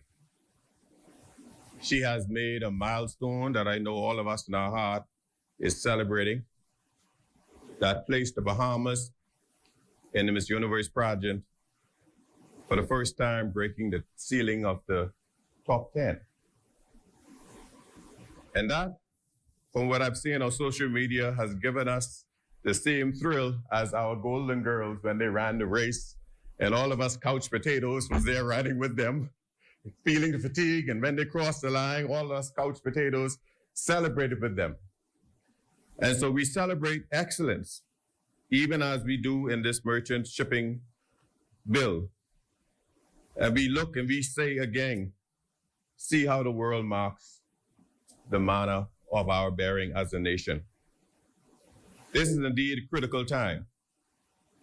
I join with my colleagues here and acknowledging the work and the effort generationally, politically generationally, and the development of this maritime legislation and where we are in the maritime industry. Again, I agree, as the Attorney General said, we are hitting far above our weight in many things. Quite frankly, if you look at us per capita and our medals and our achievements, we are literally number one in the Olympics. When you calculate the size of these countries, see, we look at the number of medals. But when we go one for one, it's like a bonefish. Pound for pound, the bonefish is the strongest fish in the ocean. But we see the 1,000-pound blue marlin, but if a 1,000-pound blue marlin was the same weight as a 12-pound bonefish, the bonefish would be stronger. So we punch above our weight. Larger countries with larger territories, we stand strong with them in our ship registry, in our respect in our maritime industry. It is indeed, and I acknowledge the work of all of our leaders, Mr. Linden, even to now. All of our ministers of foreign affairs, including Darren Henfield, from then to now, who would have led the diplomatic charge. These things don't happen overnight. Those votes that we got that was acknowledged by the Attorney General did not happen overnight. That took a lot of lobbying and juggling and compromise, and the level of votes and the volume of votes speaks well to our diplomacy around the world. So the Bahamas is indeed a respected nation worldwide, and we should hold our heads up high in that regard. I look at our maritime industry and I agree with the revenue based on it, and I thought just ran across my head, and I was thinking, I said, wow, it would be good that we could derive even more revenue from foreign maritime access to our waters and utilization of our waters. I think even though that indeed may be not an easy tax to collect, and I noticed from our last debate, the government's more inclined on getting those easy taxes. It may take effort, but when Bahamians work hard for their money, you can't be scared to go do the hard thing to get that tax money as well. That we should tax even more the persons who access and utilize our waterways. I understand the consideration is being made to tax our roadways.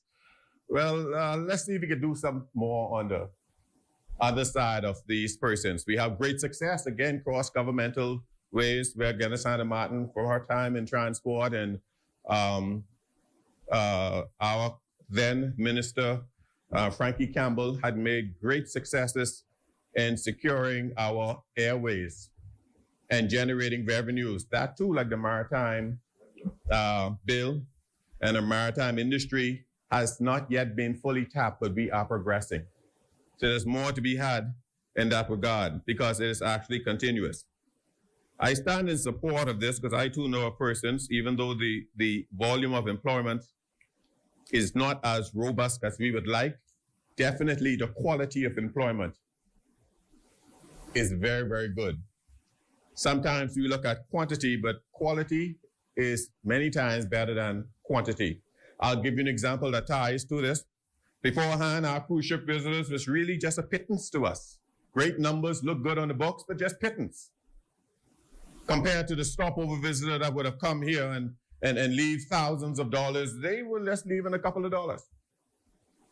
Now, with the home porting and the arrangements that we have and the expansion of the port now, we are now deriving greater revenue, quality versus quantity, from those who would take advantage of the cruise ship industry and them now home porting here in the Bahamas. It again speaks to the viability and the respect that our nation has and carries. And I think that also spoke well to the fact, and I mentioned it in the debate, to the enhancement of revenues that we would have had because of decisions made over this first quarter. And I think there was an article that was presented from the Central Bank report, reveals improvement in revenue collection. And I'll just read the headline, Madam President. Say VAT receipts improved by 160 million. I thought it was a bit more, less than that. 160 million when compared to the same period last year. It said total tax receipts went up by 220 million to a level of 499. In other words, $500 million for the third quarter. So whatever policies that we would have had in play as an FDM administration as relate to our industry and our expansion was spot on.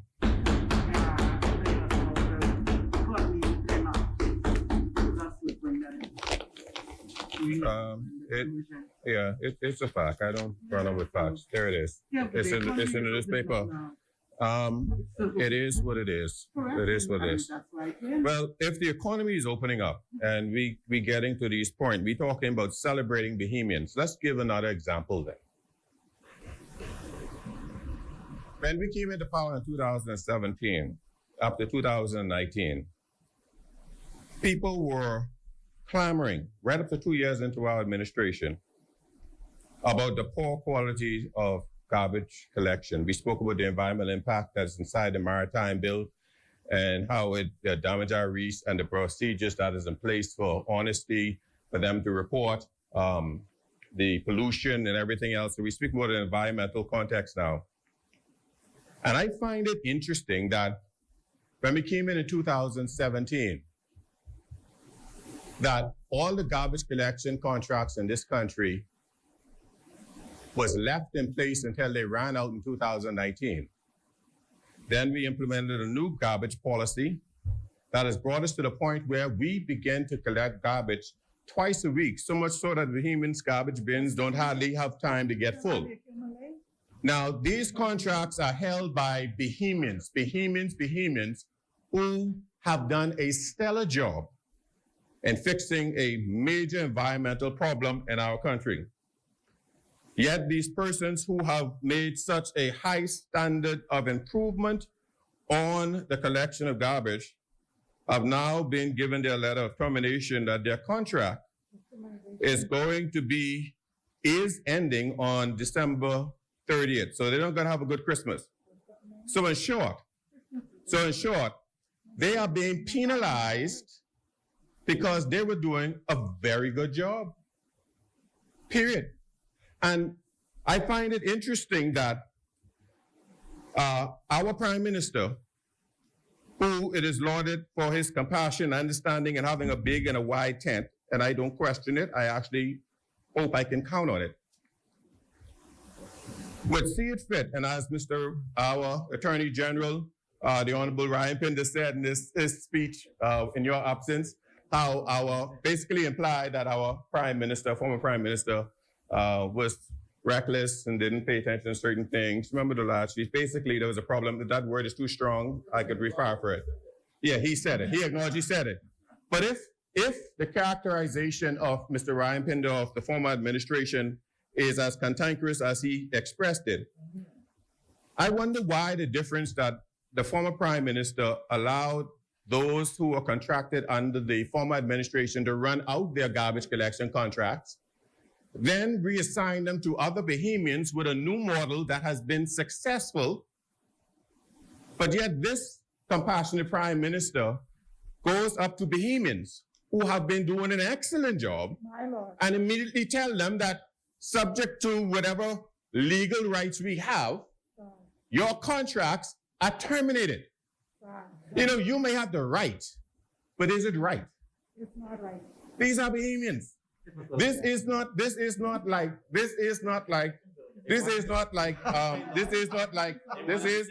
for example,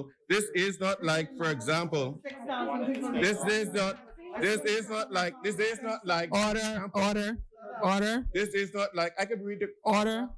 I can read Order. Senator Reuben Ramming is on the floor. So here it is now. Again, I have an article that in January, they were posting the newspaper articles of how garbage collection was all backed up and everything else. And I'll say it again. The Minutes administration, who had the same clause, could have terminated all the garbage contracts. We're talking apples and apples. Of those who were given garbage contracts under the former administration, left those contracts in place until they expired in 2019. Then, because I'm going to repeat it again, and I'm on the floor, I can repeat it again. And after they expired, reassigned it and changed the portfolio and the structure so the garbage collection has been perfected in this country. And immediately right now, the first thing this administration does is go to those same vehement contracts and those contractors who have been doing a good job, unquestionably, and said, we're going to terminate your contract. I believe, just as we say in this Maritime Bill, that if something is good, let it continue. I'm not saying don't explore your rights, you know. I'm not even implying that our Prime Minister is doing anything illegal. I am simply saying that there got to be a heart in the process. The heart in the process, and they will go to supporters. Who knows who I'll go to? I'm speaking to the fact. And then here it is, you know, now that you're spinning some things in. I look at this as well, Madam President, and I get very concerned because Madam President. Senator Darren Pickstock is recognized. The chair recognizes Senator the Honorable Darren Pickstock. Madam President, I stand on the point of order. Yeah. Can you please state your point of order, Senator? I note that there's a lot of accusations being thrown around. But I have yet to see Mr. Ramming, and perhaps he has it, and I may be speaking prematurely, where he is presenting to the chair evidence that suggests that the Prime Minister went to these individuals and suggested that he is going to terminate contracts. Yeah, your suggestion is a figment of your imagination, Madam President. Thank you, Senator. Yes. Are you finished, Senator? Well, I just if he is not going to produce evidence to the chair, Madam President, I would humbly ask him to retract the statement on the record. With respect to the contracts?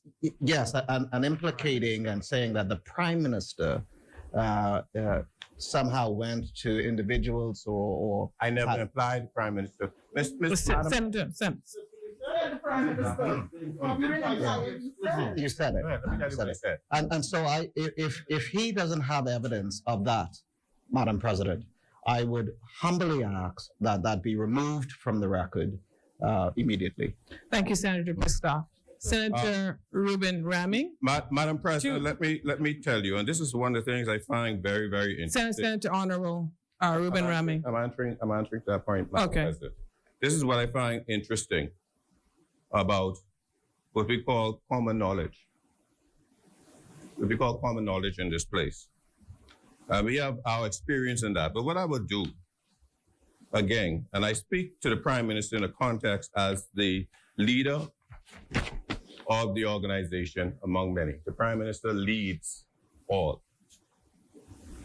Nobody disputes that. The Prime Minister leads all. So the buck stops with the Prime Minister. Senator Ramming. And so in that regard, what I would do, ma'am, is I would table one of the contracts, one of the termination letters that has been addressed. And the termination. And who is the termination letter? Who executed the termination letter? The termination letter came at the behest of the Director of Environmental Services. And not the Prime Minister. And procedurally, ma'am, as we all know, a decision like this would be made via cabinet. Senator Ramming, we are not aware of that. There's no evidence to suggest that. Okay. So I kindly ask that you withdraw the comments. This is what I would do, Madam President, while I finish my point. We were talking about the environment as it arises in the Maritime Act, and this is very important because whether you believe it or not, these same persons have contracts for removing waste from the food to cruise port and dealing with the cruise schedule. And what I would do, Madam President, I would acknowledge the fact that the government of the Commonwealth of the Bahamas, through its offices of the Ministry of Environmental Health, has ceremoniously terminated the contract of Bahamian workers in the same as related to environmental health, who have been doing a stellar job in that regard. And I would table this, ma'am, just out of protection, if you would allow that I redact the name that is on the contract. If you need to, I will show you the one with the name personally, but to redact it in that regard. And I would table this right now, Madam President. Yes, thank you, Senator Ramming, but I also need for you to kindly withdraw the statements made earlier with respect to the Prime Minister, as there's no information or evidence with respect to that. You may withdraw the direct assertion to the Prime Minister, and I would restate it. In my opinion, that was so. And from my experience in the industry and in the House, I know that stands. So I stand in my opinion through my common knowledge. That is my personal opinion in that regard. But I would table that here to you. Yes, Senator Darren Pickstall. So the chair recognizes Senator the Honorable Darren Pickstall. Madam President, just a point of clarification about the letter being tabled. I understood. I just want to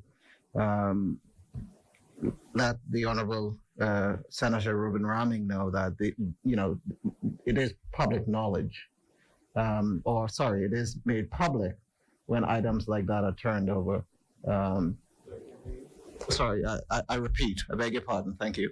I said I stand on a point of clarification, just to indicate to the chair that when items of such nature are turned over, it is public knowledge, because I heard you indicated, Senator Ramming, that it should be confidential or something of that nature. That's it. Yeah.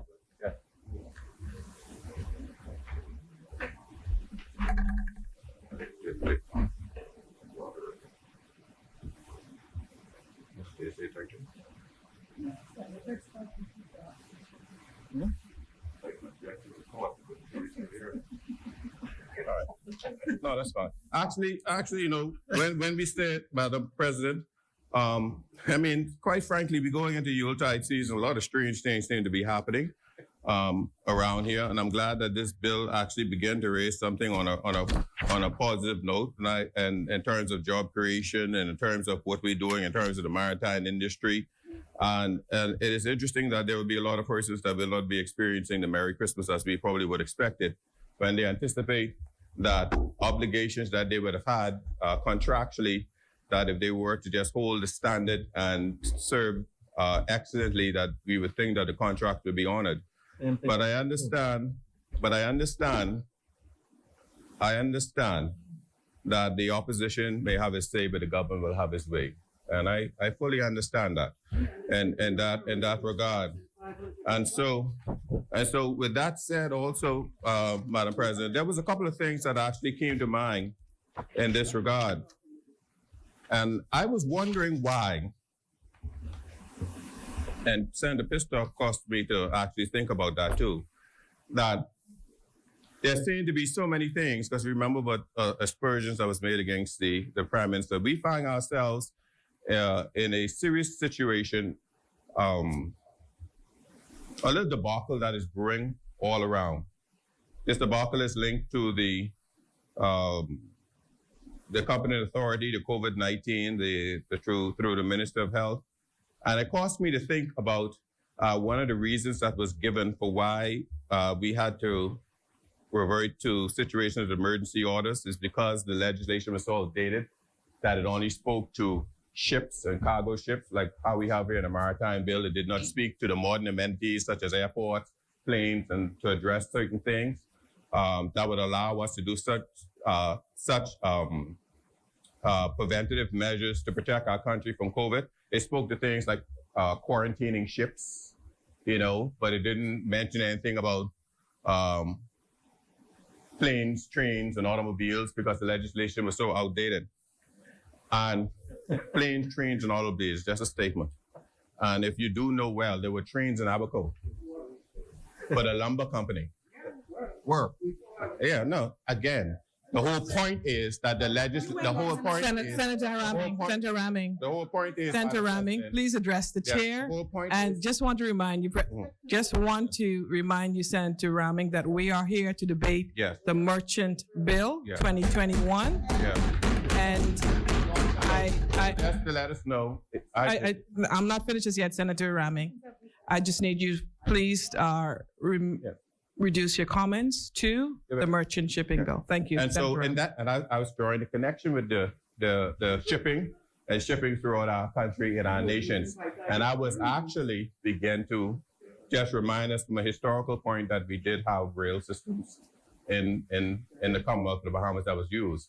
And it was old, it was deceased, so was the outdatedness of the legislation. And that spoke to examples that was given by Senator Darren Henfield of a ship under our flag that was in distress as it relates to the COVID-19 and how we had to handle that under our own maritime experience. So there is relevance to everything that is tied into it. This merchant shipping bill, to me, is a big plus for us.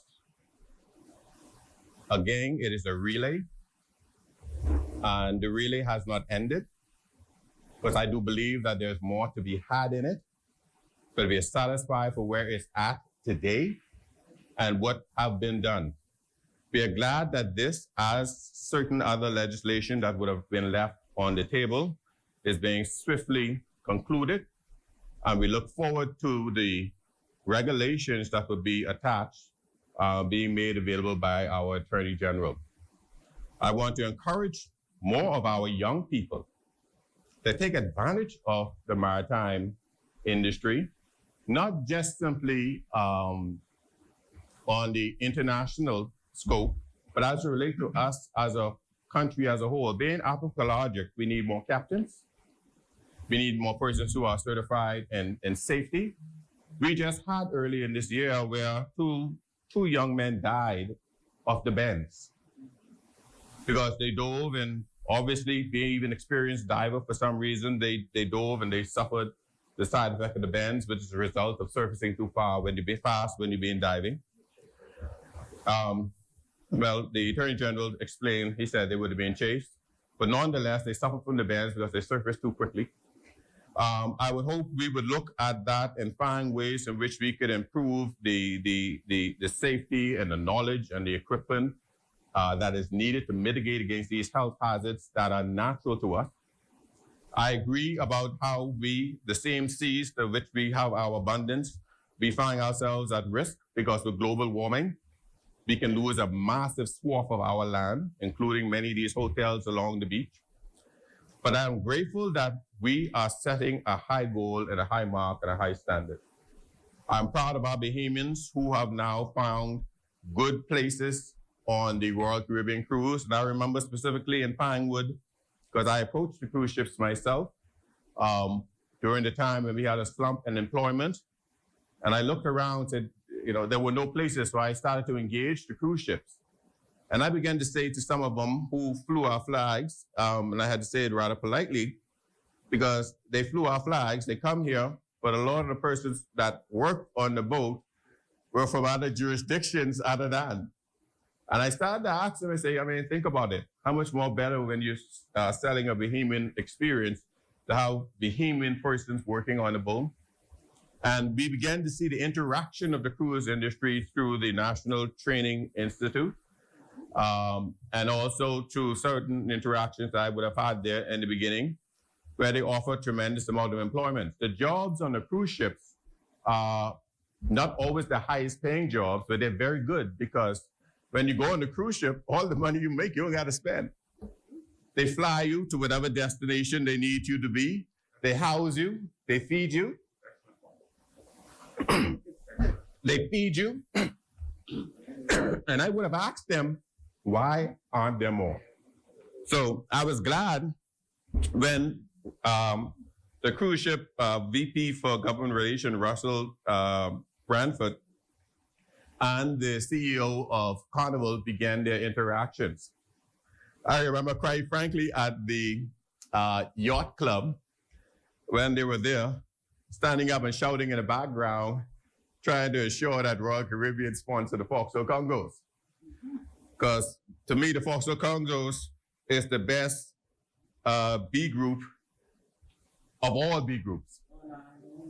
And I used to be there. I used to be the what do you call it? Geez, what I used to be? Grand Marshal. And I used to argue for the Foxtrot Congos to get one half of a point. And there were many times other groups were supposed to be disqualified. I had to prove that the evidence and the rules. So colors know. They know what I know, that you know, that I know, that you know, that I know. There were times that the Congos rushed with, and this is amazing, and I think this is the spirit of Christmas. The Congos rushed down Bay Street with no brass. And they won best music. I've never seen the passion when you hear them ghost string drum and those cowbells ringing. Listen here, anyway. So Carnival also was sponsoring some of the Junkanoo groups, including the Foxtrot Congos. But I want to encourage our government on a very serious point. Those cruise ships carry over 2,000 people employed. And I'm not talking about the specially skilled people. They are hotels. No country in the Bahamas is better at hospitality than us. In CARICOM throughout, the Bahamas has always been placed in charge of the tourism portfolio because of our expertise in that.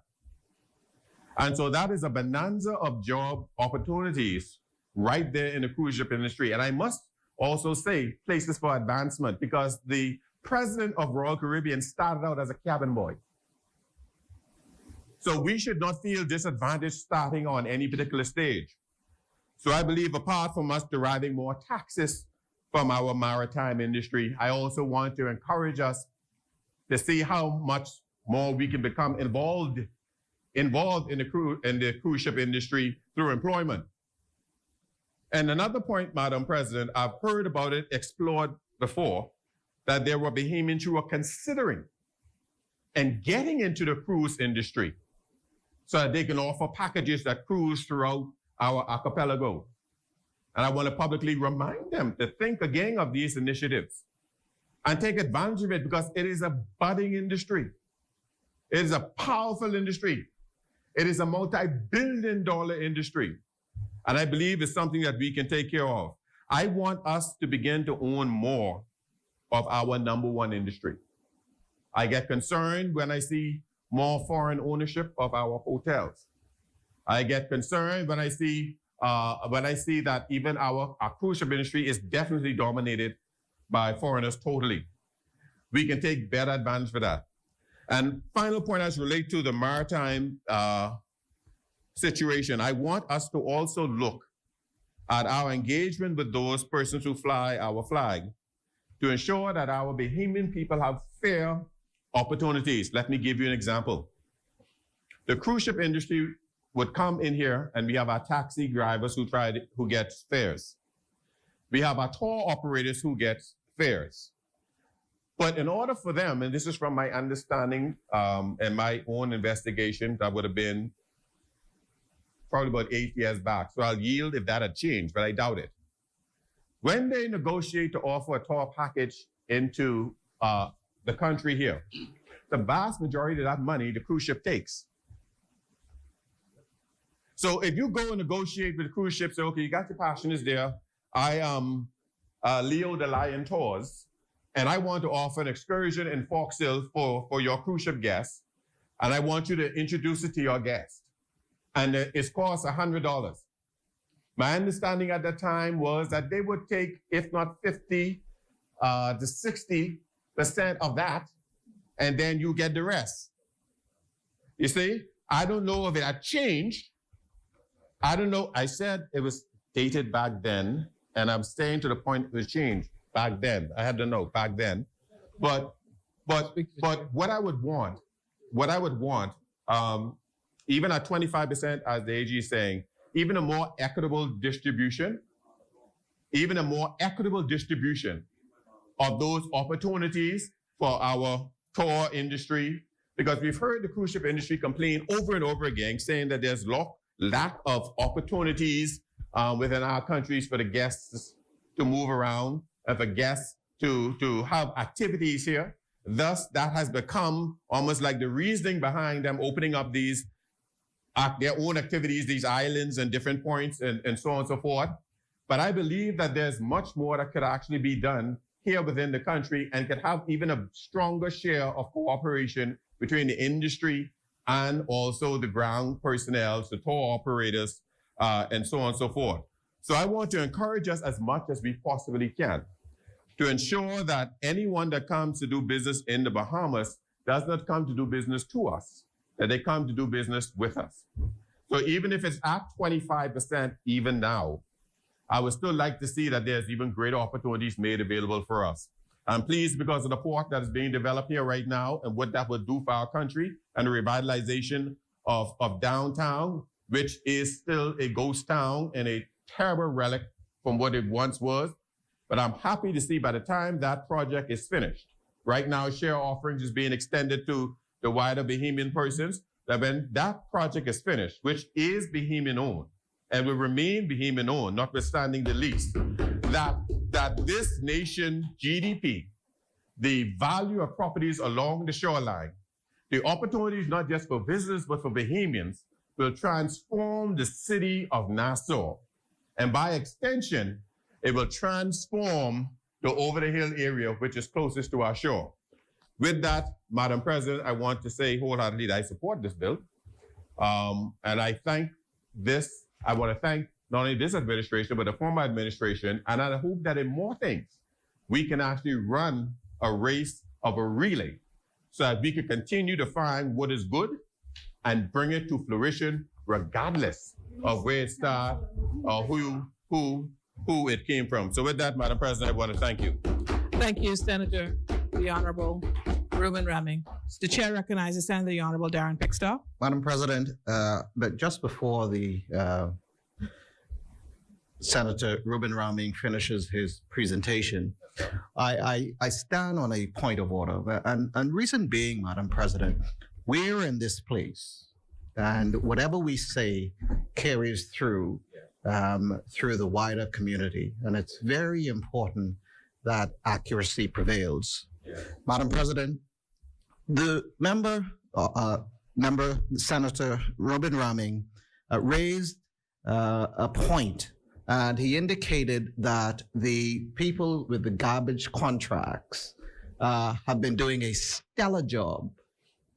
And, you know, I really need him, and somehow for me it's a negative, right? Because I don't understand if it's a critical negative point that persons who are contracted with the government are having contracts taken away without cause. So it's a critical negative point because he raised that point. And so I need to understand, and I need evidence to be brought before this chamber, which suggests that the members or the persons with the garbage contracts were doing a stellar job. And as a result, because that contract is being taken away, it's being taken away without cause. So my point of order, to be clear, is I need to see that evidence that the people who had these garbage contracts were doing such a stellar job because of the critical negative point it raises. And it impugns the government that they are doing something or they are taking away these contracts without cause. Thank you, Senator Pickstock. The chair recognizes Senator the Honorable Reuben Reming. Madam President, the Senator and even by the Attorney General, if he has doubt in it, all of us who have our own residential garbage service could simply go ahead and he could consult the Director of Environmental Health who signed the letter of termination and get the information as it relates to their performance. I can say, Senator Reming. no, Senator I Reuben can say, Reming. Madam President, that these persons had been operating on a bi-weekly schedule. The pickups had been on time for the most part. Is this your opinion, Senator Raming? Ma'am, Or is I this live- factual? Ma'am, I live it Okay. as a member of Parliament for Pinewood, just recently debating office. It has been, for example, Bahamas Waste Management has been the service provider for our constituency. And I've been monitoring them straight through in terms of their performances. And I can state for a fact that service providers that I have had direct experience with, I know, have been providing that level of service that has been second to none. And Madam it is a fact, madam, and it is a fact that the service quality and service had been elevated since those who hold the contract before. Okay, Senator Raming, the chair Madam recognizes. President, this is a Senator. little opinion. What the senator is saying is only his opinion, and we all know what opinions are. Everybody has them. Unless something can be substantiated, which it cannot. It cannot. Just like what it was his speech all about, because it was in the merchant bill. Okay, And he do not forget the 2,500. Tell your colleague to do the same. The 2,500 people that they let go. Thank you, Senator Hepburn. The chair recognizes. Order. Madam, Order. Madam President. Order. You have not been recognized as yet, Senator Raming. Please take your seat. Senator Raming, with respect to, you may stand, Senator Raming. Thank you, Madam President. Yes.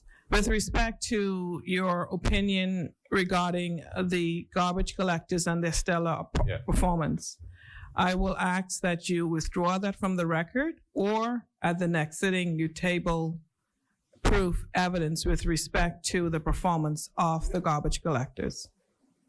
Table performance, table proof of stellar garbage collection.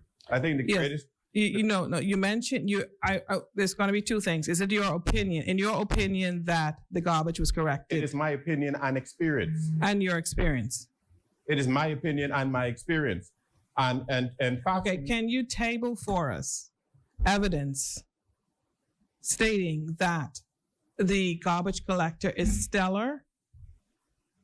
Because you've already tabled I think that your point here is, in spite of the stellar service provided by the garbage collectors, Yeah. their contract has been terminated.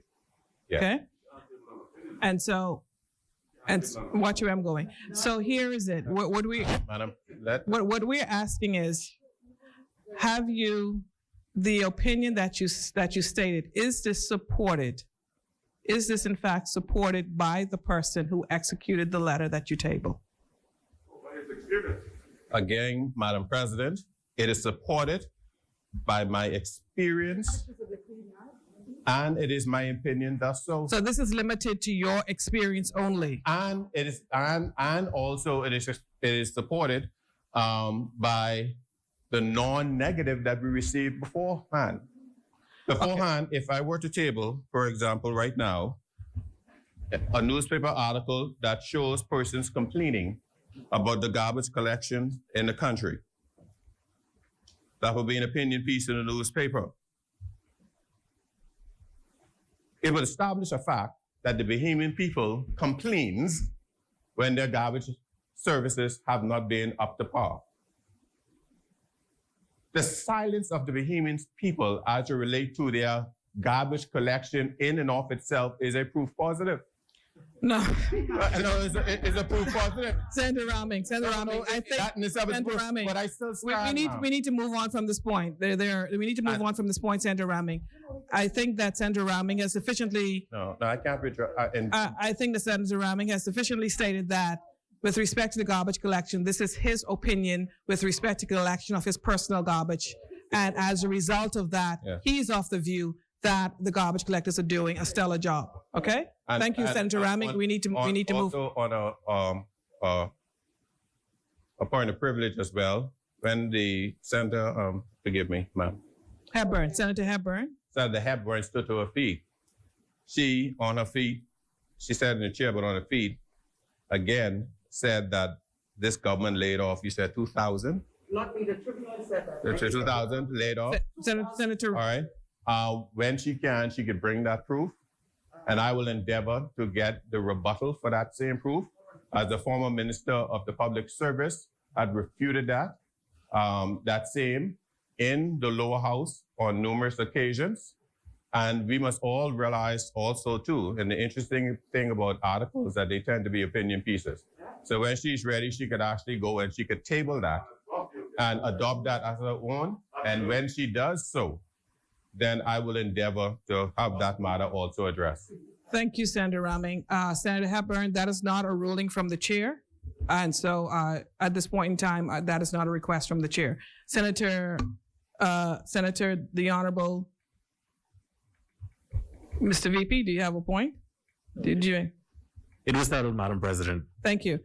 As many? The chair recognizes Senator the Honorable James Turner Roll. Senator the Honorable James Roll Turner. I'll get it right at some point. Thank you, Madam President. You know, as I listened to some of the elements this morning, I reflected on the fact that sometimes as I go about my business and my interest in the islands and through the city and speak with others about their thoughts, it's almost, you know, I listen to their thoughts and it's like airs. Everybody has an air. You know, these opinions are all over the place, but it's really a peculiar thing. When I went through the merchant shipping bill, and the merchant shipping bill is the matter for discussion this morning, it was kind of a deja vu as I read through some sections of it, and I'm always reminded, as I grew up, I heard ministers of the region always say confession is good for the soul. And this morning I confess that I have been a ship agent for over a decade. So I've been on both sides of the spectrum, and when I saw this bill, there were so many things contained therein. My primary core of business has really been dealing with container lines, cruise ship, cargo vessels, and general marine travel matters. So I know that this bill has been quite a while in the making. And from what I know and what I read, it is a reasonable bill that covers a great deal. In fact, as I spend just a few more minutes touching on a few of the areas, those that are familiar with it were pleased with it, and their only primary thought was that we be able to enforce and continue to grow with it. This bill really covers so many areas, and it's good, because certainly if we deliver on its regulations, it will open up an expanded world of opportunities from jobs to revenue streams, and that's really a good combination. In several areas around the Bahamas, we have recognized, especially in Grand Bahama, the tremendous potential of the maritime industry. Nassau is well on its way, and most of it is quite frankly organically. But many would know that Grand Bahama's potential is said to exceed any other area in our region. With the capacity and the ability of the Grand Bahama shipyard, the capacity at the Freeport Container Port to accommodate even the largest post-Panamax vessels, this particular transshipment point in our country ought to be kept under careful review, and an appropriate regulatory body for this industry in our country will continue to be important. So this maritime bill is very important. The bill provides for many facets of the industry, but it seeks to advance several areas, and I'll discuss a couple of those areas because a number of those areas are very relevant to what we ought to be doing as we move forward. The first thing I want to touch base on is it repeals the Act of 1976 and addresses the Merchant Ship Maritime Claims Limitation of Liability Act 1989. Now, we know that's important, and this is good because times are changing, and they're changing quickly, and to be relevant, effective, and at the forefront of what we know will be an important industry, we must change as well. The bill goes on to suggest that we regulate and develop merchant shipping and related services. And this is important to those who are in the business and to those who want to get in the business. As a growing country, we have a responsibility to explore every opportunity for our people and an obligation to ensure that it is presented for their exploitation. There are no individuals that we should plan to exclude, but we should make certain that everyone that has an interest has an opportunity to participate. This bill will no doubt allow for more entrepreneurial entries. And that's why we want for our people and as such, this type of industry with such potential to be managed appropriately. This bill will certainly allow for that. The bill also speaks of incorporating international conventions. You know, as a developing country, we have a tendency to try to make it up as we go along. The advantage we have with this is we have had an opportunity to see what best practices are, and we were able to extract the elements that we know will yield the results that we wish to have in the Commonwealth of the Bahamas. So this bill advances some very good elements. Madam President, the bill provides for continued ship registry in the Bahamas. And you know, when people do some things good, you ought to congratulate them. The Bahamas, over several governments, have done a good job with ship registry, and that ought to continue, and this bill advances that. I will tell you some things that I discovered during the COVID period, because I recognize what the legal issues are, what the legal advantages are of ship registry in our country. But I discovered during the COVID era, what was demonstrated was that many ships who could not get into the port where they were destined had to come to the port where they were registered. Many of these vessels are going right into the United States of America, right next door to us. There was a tremendous advantage to being registered in the Bahamas because you can stay on the outside, on the perimeter. So that was good for them. But I will tell you what was better for Bahamians. Many of those vessels had to be serviced. They couldn't be serviced from the USA, couldn't be serviced from the UK. They had to be serviced with food, with other goods from the Bahamas. These are the type of opportunities that we always have to make available to those who want to get into the business. This same act will address matters associated with training, certification, and watchkeeping related to seafarers' services, and it will further provide the guidelines, conditions of health, and employment for seafarers and masters. Now, I read that slowly because as a ship agent, I can tell you that that is important. I am so pleased to see that we are now fine-tuning in this area. Many of our young, bright minds have now set their sights on this industry. If you ever spent any time behind the scenes, whether it be on a cruise ship, on the mail boat, on many of these private pleasure and leisure crafts, you would likely be astonished at the varied levels of healthcare issues and administrative matters and how each of these sectors deal with it. You'd be mesmerized. Some people look at it, smile at it, and move on. Some people look at it, deal with it in many ways, but you would be mesmerized. There ought to be a leveling of this field, and some standard ought to be met in our country, and I believe that this bill will help there. There was a time when a sailor was a rough and a rugged individual, but with the modern sophistication of vessels, it now attracts a much more complex mariner, whose expectation in this region is that as the Bahamas grows in the maritime sector, we ought to have our house and our rules in order, and this bill does exactly that. Part 7 of this regulation that's proposed deals with the matter of safety in navigation, the safety of cargo types, and the carriage of bulk and dangerous types of cargo is always a concern as vessels traverse through our waters. We have been most fortunate to have had only limited incidents in our history.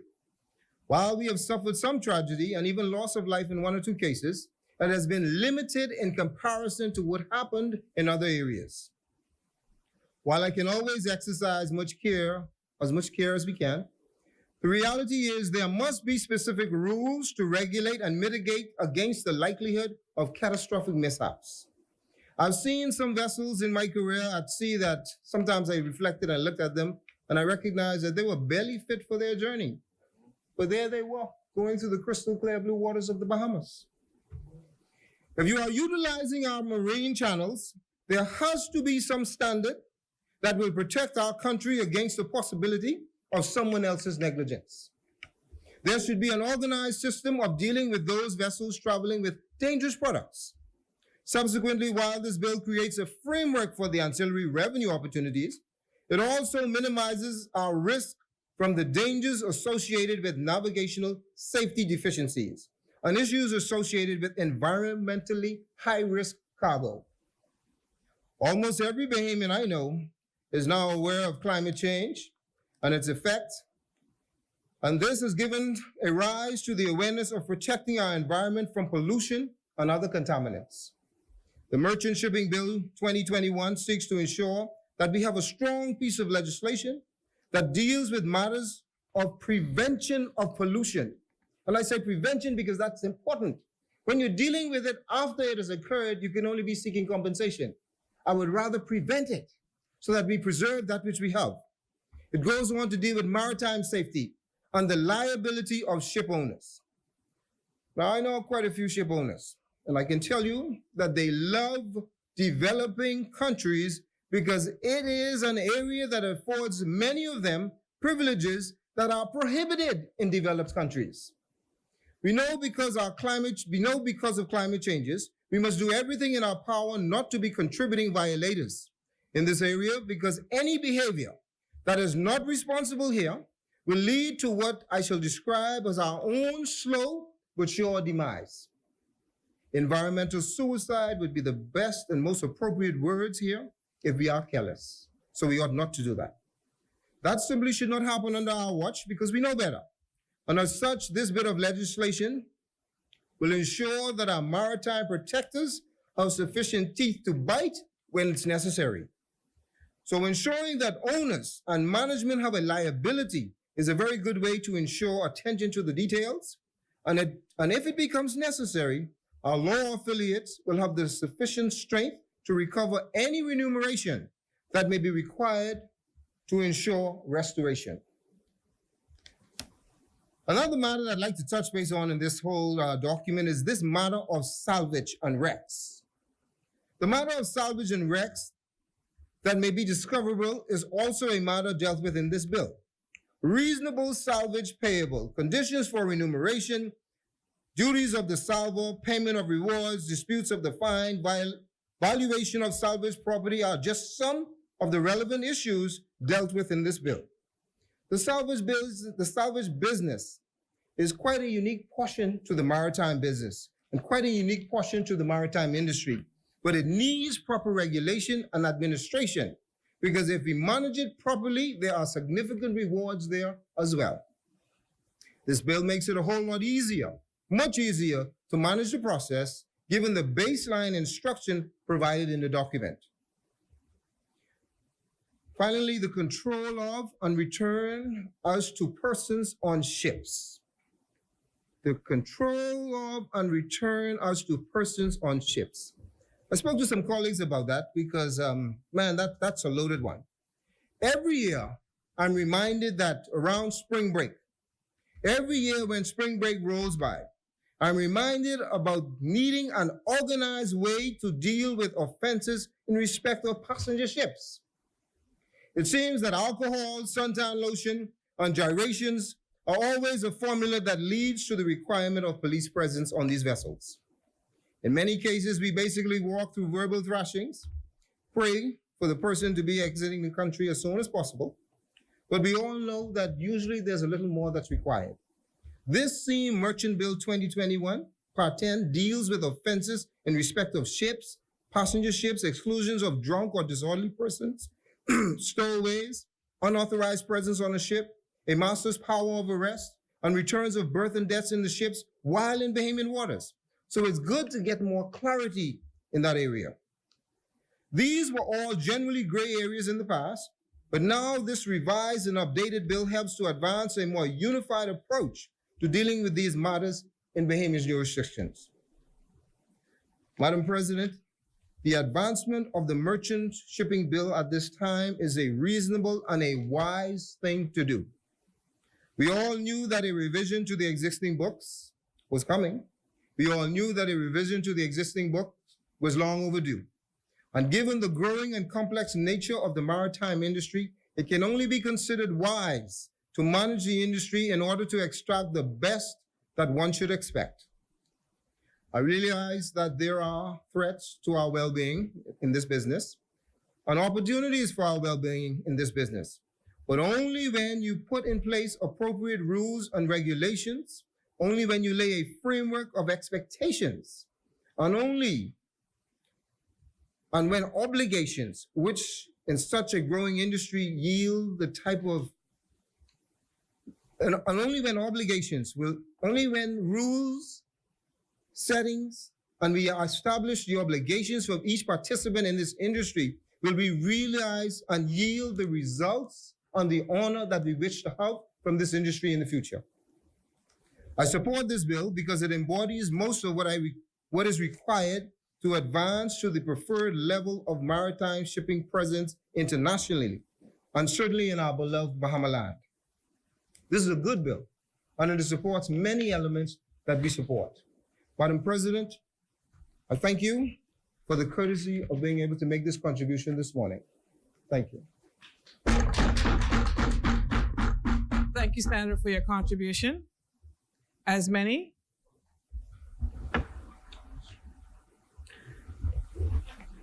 The chair recognizes Senator the Honorable Maxine Seymour.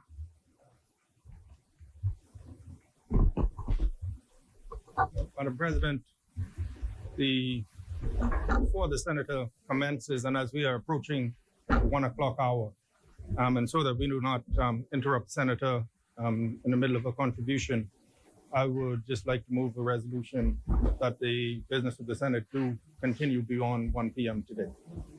Is there a seconder? Is there a seconder? Second. It has been moved and seconded that the business of the House be, that the business of the Senate be continued beyond 1 p.m. As many as are in favor, say aye. Those opposed, nay. The ayes have it. The motion is agreed that the business of the Senate continues beyond 1 p.m. The chair now recognizes Senator the Honorable Maxine Seymour.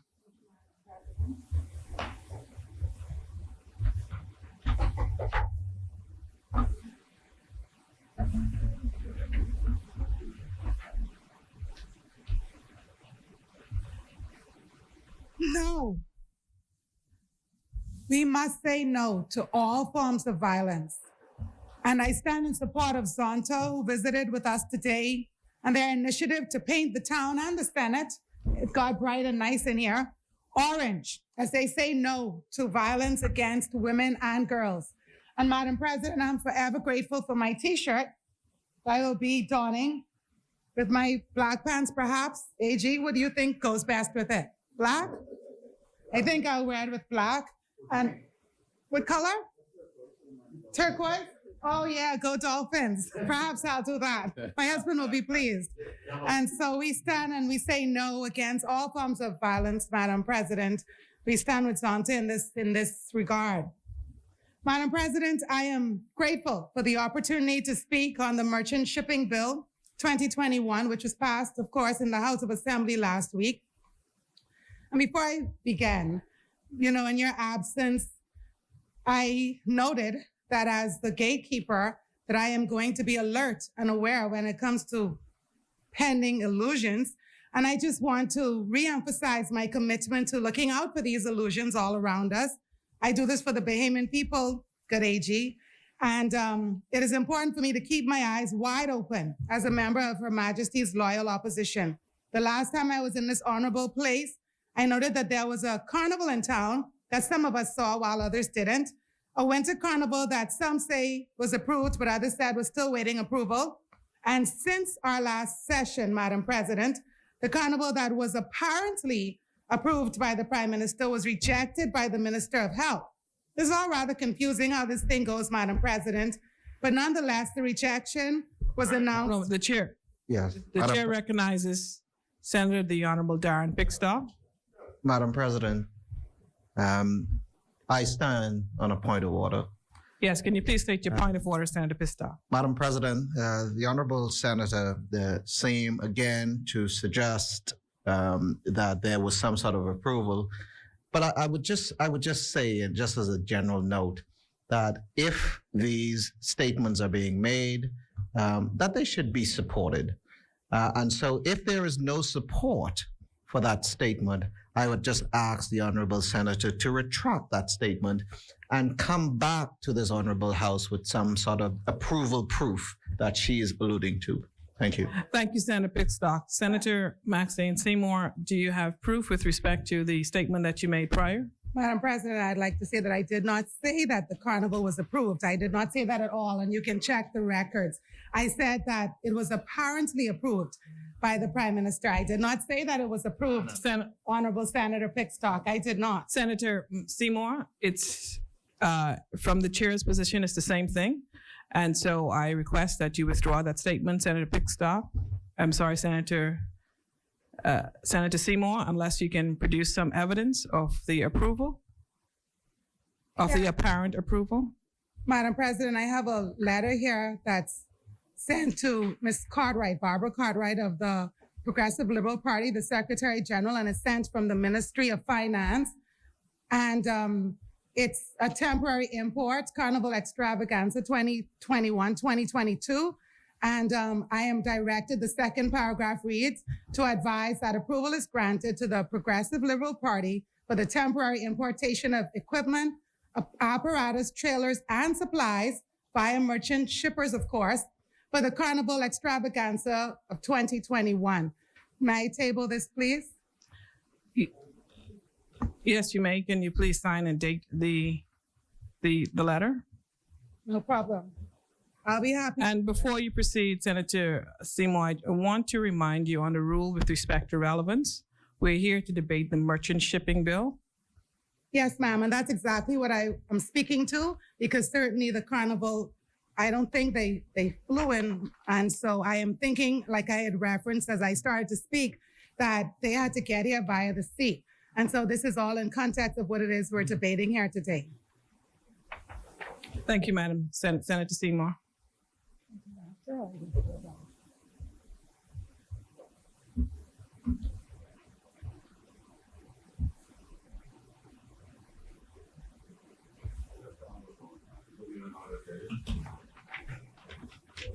Sorry, thank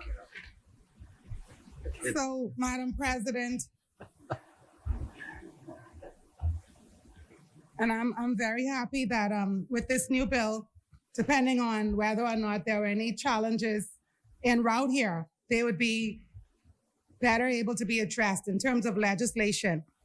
What I do want to say, Madam President, is that the rejection that was recently announced, I'm just keeping an eye out to see whether or not it could possibly, and I'm not suggesting it is, just have been staged, and maybe we might come back, with another illusion type situation where eventually it's approved, Madam President, and our Bahamian children are indeed on the merry-go-round this holiday season. I know the fine publicists in the government will do their best to make this debacle go away and come up with a spin of some sort where they would have implemented additional safety measures. But I just wanted to commit to the Bahamian people that my eyes are all open, and I'm looking out for the illusions every day around us. So the merchant shipping bill, it's an amazing... Madam President, I stand on a point of order. I find this very disturbing. The chair recognizes Senator the Honorable Darren Pickstock. Beg your pardon. I find this very disturbing that the Honorable Senator is just dropping innuendos and suggestions on this honorable House, on these chambers, which are then recorded in the session without any proof, but just making these accusations. And that should not happen, in this chamber unless some evidence is produced. Further, I think it was very clear from my recollection that various things ought to have been done, and the government clearly communicated that to all in charge. And so, I would ask the Honorable Senate to be very full and frank in her deliberation, and not only state what serves her purpose. That's what you all should have done. Madam President. Thank you, Senator Darren Pickstock. Senator the Honorable Maxine Seymour. Madam President, as it stands, the Winter Carnival is not approved.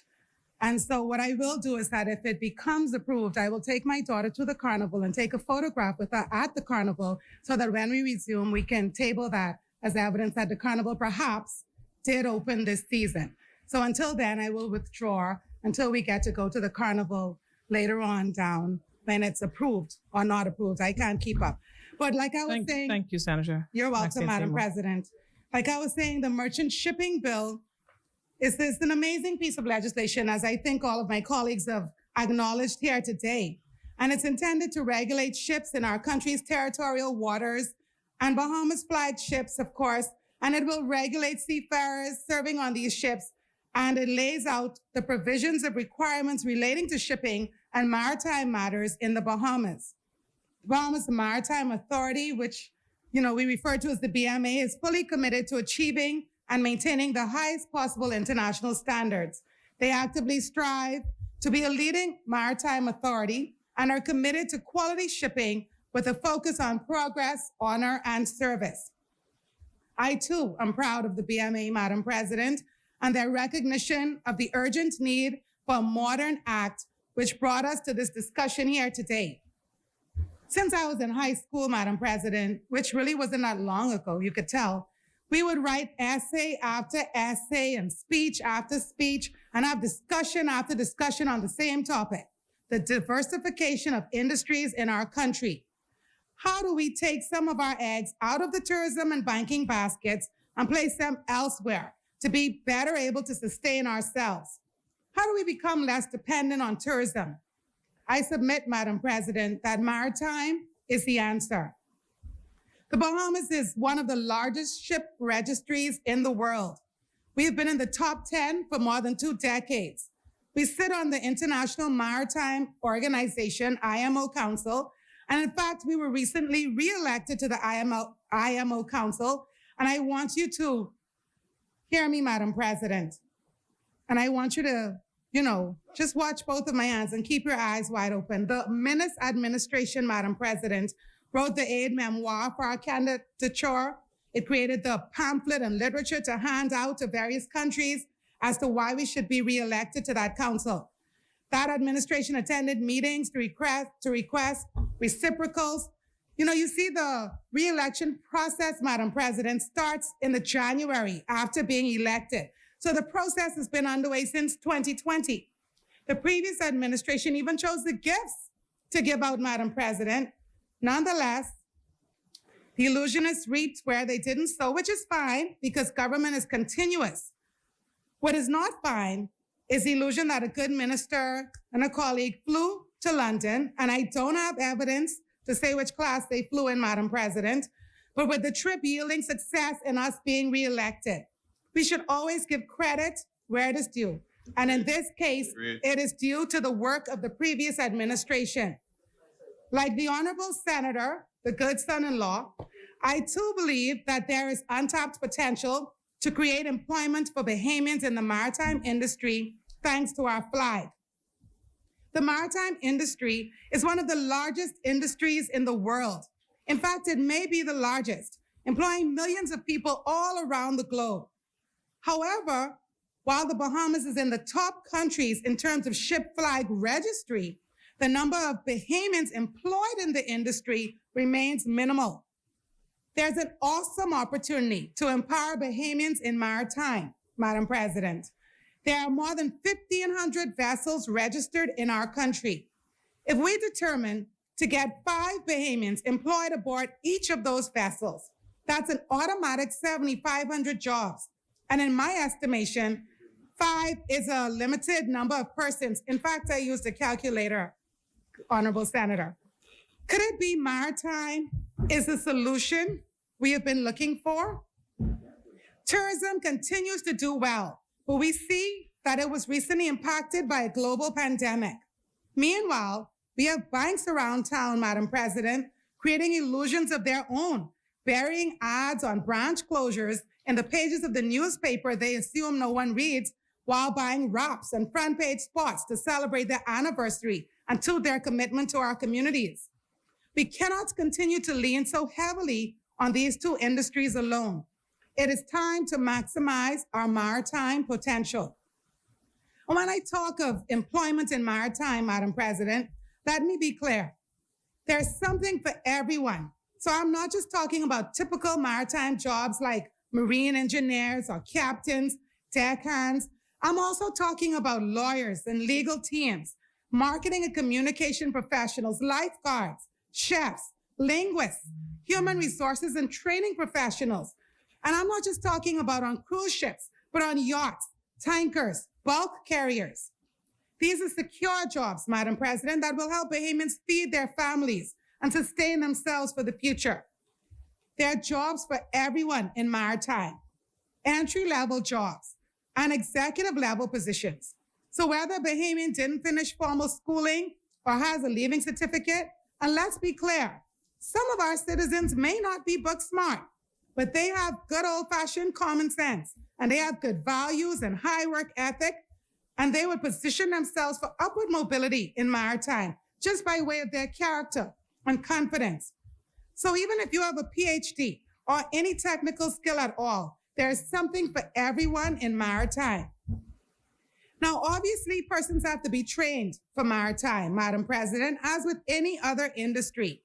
But the good news is they don't have to go too far for the training. They only have to go right down to Crystal Key Marine Park to the LJM Maritime Academy, which is the first internationally recognized maritime school in the history of the Bahamas, something we should all be proud of as Bahamians. The government and the BMA could, should, and must do more to support that school, Madam President.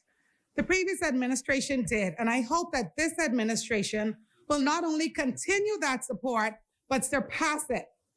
As a result of LJM Maritime Academy and other futuristic schools like it in our country, the government has the opportunity to bring about employment for thousands of Bahamians in the maritime industry. Yes, LJM Maritime is private, but the government supports independent elementary and secondary schools because in some instances, Madam President, it is more practical to create these public-private partnerships than it is to attempt to do it on your own as the government. So I encourage the Davis administration to have in-depth conversations with LJM Maritime Academy on the way forward with a view to them maintaining their autonomy, but getting the support they need to educate and train Bahamians. So as a good honorable senator who's celebrating his father-in-law's retirement noted, LJM's graduates are doing well and have matriculated to other advanced programs and are working on vessels all around the globe. What we need to consider as well is how we help Family Island students access training. The previous administration gave an allowance to students from other islands to assist with housing at the University of the Bahamas and Bahamas Technical and Vocational Institution. I am suggesting that the current administration consider extending this benefit to LJM as well to help make it more equitable, Madam President, for students from Cat Island and San Salvador and Exuma to be trained. Let's qualify our people so nothing prohibits their placement and advancement in the maritime industry. In fact, let's consider introducing our students to the maritime industry in grade 6 under the guidance of churches and parents and community organizations. So when they get to grade 11 and 12, they're already pointed in that direction. Madam President, if you have a house guest, a beloved friend or relative, perhaps a former college roommate, come and stay at your house, that person will care for your facilities because they can be trusted to do so. However, there's no one who cares for your home like you would. And so marine pilots, we know, are important to the well-being of every country for a variety of reasons. And perhaps it should be mandatory for a Bahamian pilot to be on all cruise ships calling at ports in the Bahamas. That way, they would be amongst those on the front line, Madam President, protecting the environment, natural resources, and assisting with security around the world like other marine pilots. And like I said, nobody cares for your home like you do. Madam President, many non-governmental organizations operate in our country advocating on behalf of vulnerable populations. In fact, representatives from Zonta we saw here today. And World AIDS Day was recently commemorated, as was International Day for Persons with Disabilities. We have REACH and Red Cross, Cancer Society, Hands for Hunger, Kiwanis, Rotary. There are so many organizations that play an active role in our communities. Perhaps we can create linkages between these dedicated NGOs and the 1,500 plus ships registered in our country, for whom I submit, and Madam President, the annual operating cost of one of these NGOs is perhaps a drop in the bucket for these ships or these ship owners. So as the government seeks to expand the blue economy, let's promote and encourage philanthropic acts that positively impact the communities in the country whose flag the ships fly. Madam President, just as this bill modernizes merchant shipping, I call on the government to put similar effort into empowering Bahamians to operate the international spaces and improving the quality of maritime operations in the Bahamas. As we know, the local maritime industry in the Bahamas is governed by the Port Authority Act, which is separate from this bill and from the BMA.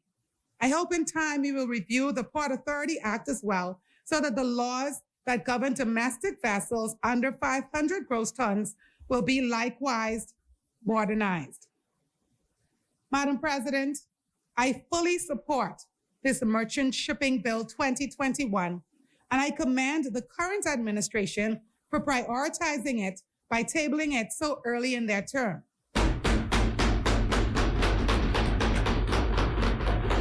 I would like to extend Merry Christmas greetings to you and your family, Madam President. And I say Christmas because I hope that we could all remember the meaning of this Yuletide season. And I particularly extend greetings to the two seniors you acknowledged earlier. We have to celebrate, embrace, support. And in fact, this has been a day for seniors. We had a retiree, and then you mentioned the two, one who I think you said will turn 103 soon, if I'm not mistaken. And so we're celebrating seniors here today. And so I want to extend the warmest wishes to you and your family. And I'd like to also extend Merry Christmas greetings to my honorable colleagues in this place. And Merry Christmas, if I may, to the meritorious council members of the Free National Movement and to all citizens throughout this archipelago. And I'm talking about from Bimini to Inagua. And a special Merry Christmas to our Honorable Attorney General of the Commonwealth of the Bahamas. I hope that he enjoys his Yuletide season as we all do, and that we stay safe and remember that we are indeed in a pandemic. So it's important to wear our masks, wash our hands, stay as far away from others as we possibly can, because I know we've been locked down for a bit. So we're excited to get together, but let's just stay safe, avoid internal gatherings with too many people, and let's just see each other, hopefully, in the new year. Thank you for the opportunity, Madam President, and God bless you.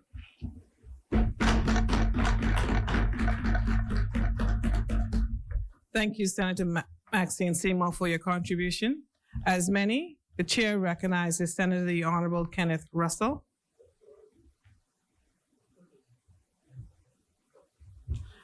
Senator the Honorable Kirkland Russell. Apologies, Senator.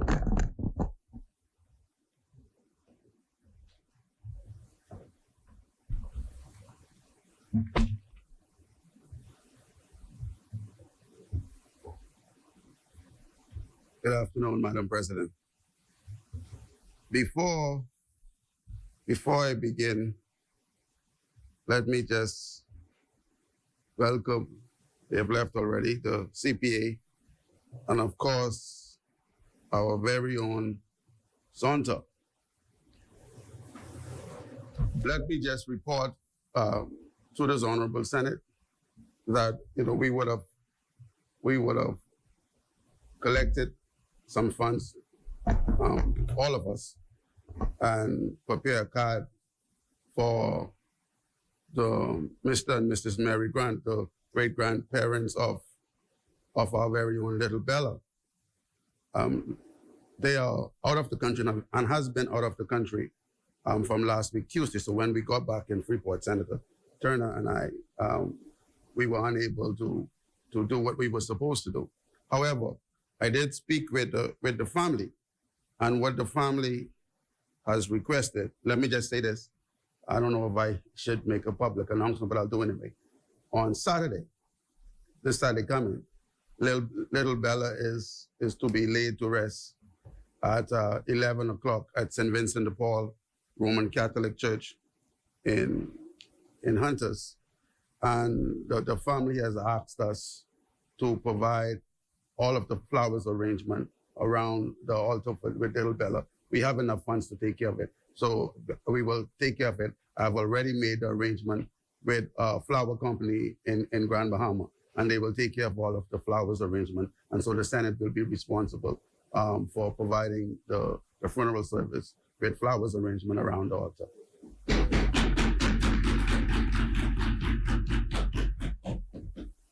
Madam President, I am always thankful to Almighty God, who by his grace and mercies has allowed me in such a time as this to stand in this honored place and speak on behalf of the people of this wonderful country. Again, I am thankful to our Prime Minister and Minister of Finance, the Honorable Philip Edward Davis, for the opportunity to serve as an honorable senator. Madam President, I wish to preface my remarks by mentioning the Bahamas' success in retaining its seat on the International Maritime Organization, IMO, in elections held last week. This is the governing body of the global maritime industry, and this achievement keeps the shipping industry on the international level. Madam President, please allow me to congratulate the Bahamas IMO team of Captain Dwayne Hutchison, His Excellency Ellison Grainslade, Minister Jobette Colby Davis, accompanied by Minister Fred Mitchell, Her Excellency Leslia Miller Bryce, and the entire BMA team in the Bahamas, as well as the BMA team in London and the Ministry of Foreign Affairs. Madam President, I stand today to give my full support to the Merchant Shipping Bill 2021. Once again, it gives me great pleasure to extend congratulations to Prime Minister, the Honorable Philip Davis, and his government for keeping yet another promise to the Bahamian people.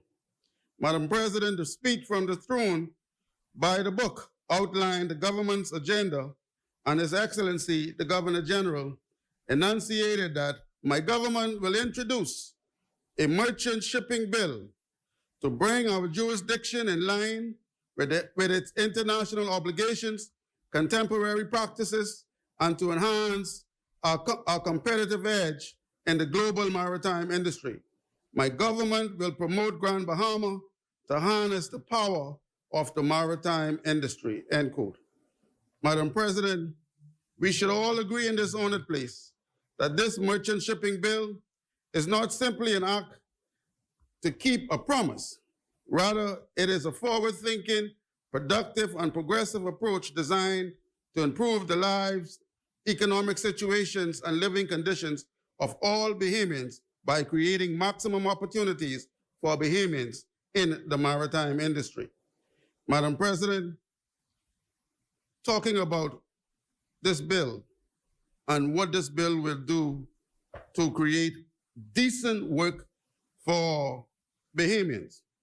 On Monday of last week, November 6th to be exact, Prime Minister Philip Davis, Minister of Finance, was busy signing a memorandum of understanding to launch the Decent Work Country Program 2021 to 2026. Madam President, with this signing, the Commonwealth of the Bahamas became the first Caribbean country to launch a second-generation Decent Work Country Program, DWCP. The ceremony for this historic milestone was attended by senior officials from the government, including Prime Minister, the Honorable Philip Davis, and other cabinet ministers. It was also attended by employers, associations, organizations, workers' organizations, the International Labor Organization, ILO, as well as the United Nations, the UN, and yours truly, who serves today as Vice President of the Commonwealth of the Bahamas Trade Union Congress, and Vice President of the Bahamas Hotel Manager Association, was also in attendance to ensure that the Honorable Senate was represented. Madam President, the Honorable Prime Minister, in his remarks at the signing, said, in preparation for the development of the Bahamas Second Generation Decent Work Country Program, the Ministry of Labor, in conjunction with the National Tripartite Council and the ILO Decent Work Team, will be focusing on consulting with the social partners and other national and regional stakeholders to ensure the widespread public consultation.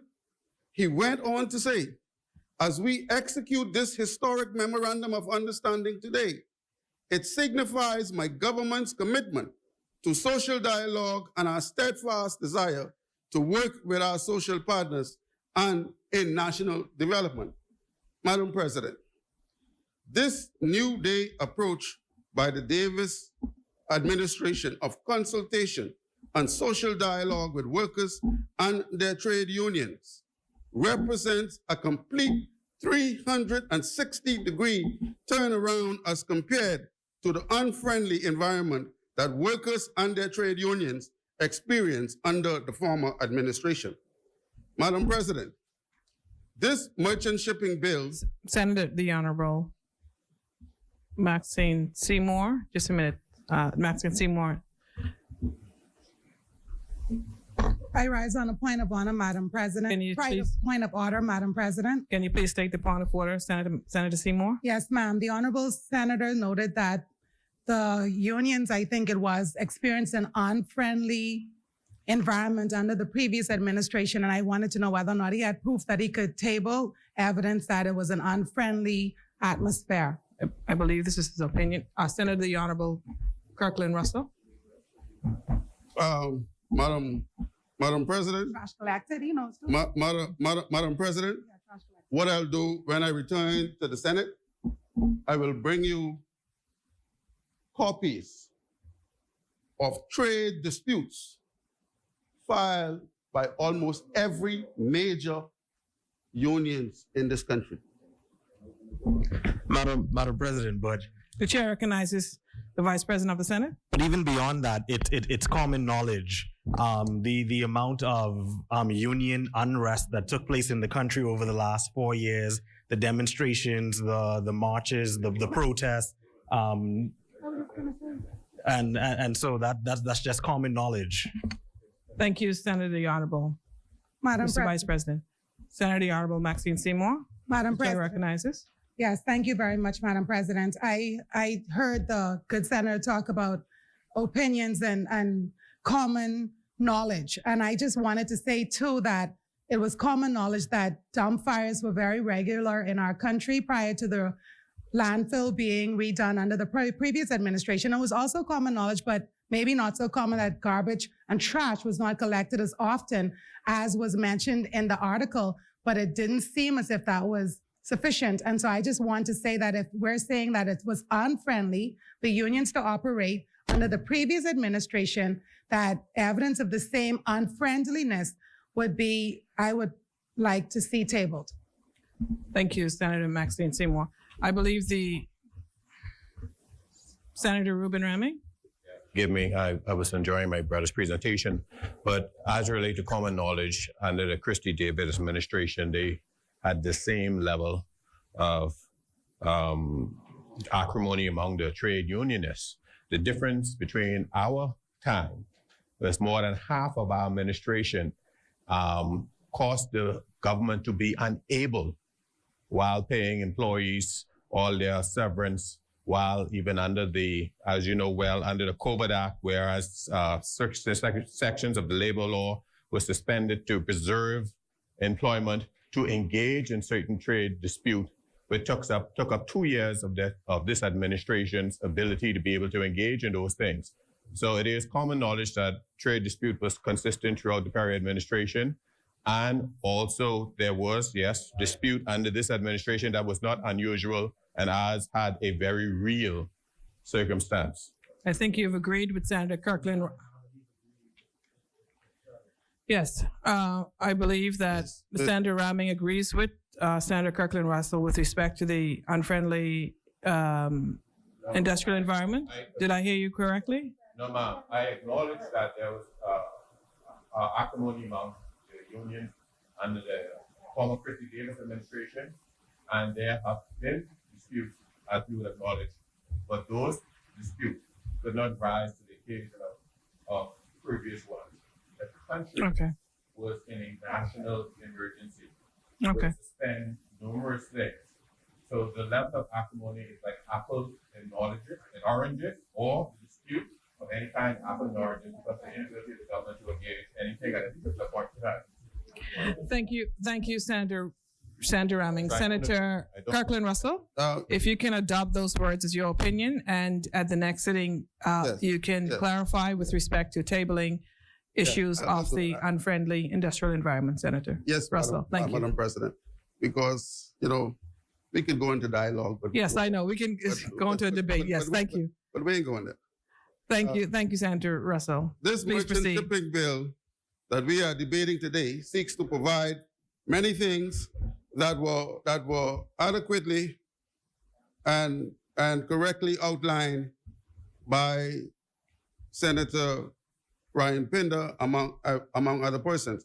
So let me just go right here, Madam President. Madam President, there's no question that this bill, once it becomes law, will level the playing field for Bahamians, allow for greater participation in the industry by Bahamians, and put the government on the kind of foundation that is necessary to effectively chart a Bahamian first course in the blue economy. Madam President, let me unequivocally state that Grand Bahama remains the mecca for maritime activity in the Commonwealth of the Bahamas. It is home to one of the largest man-made ports in the world and remain the economic lifeblood of the island. As a consumer nation, which literally imports almost everything, the full impact of the port can easily be overlooked or even taken for granted. Madam President, Grand Bahama is strategically located at the crossroads of the major shipping lanes of the western side of the North American Ocean.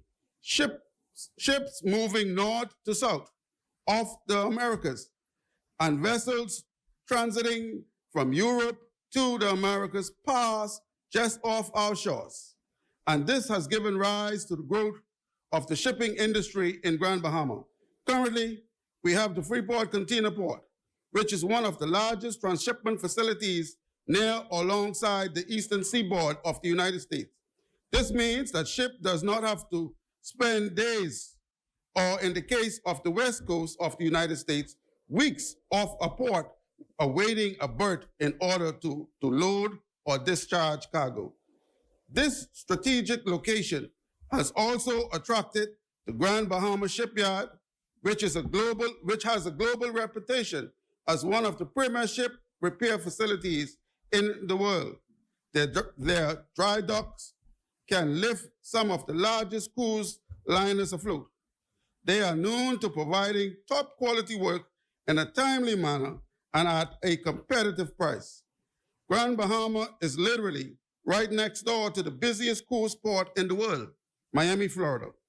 And if a ship had to travel to Europe for its repairs, it could be out of service for several weeks, having the shipyard so close to the home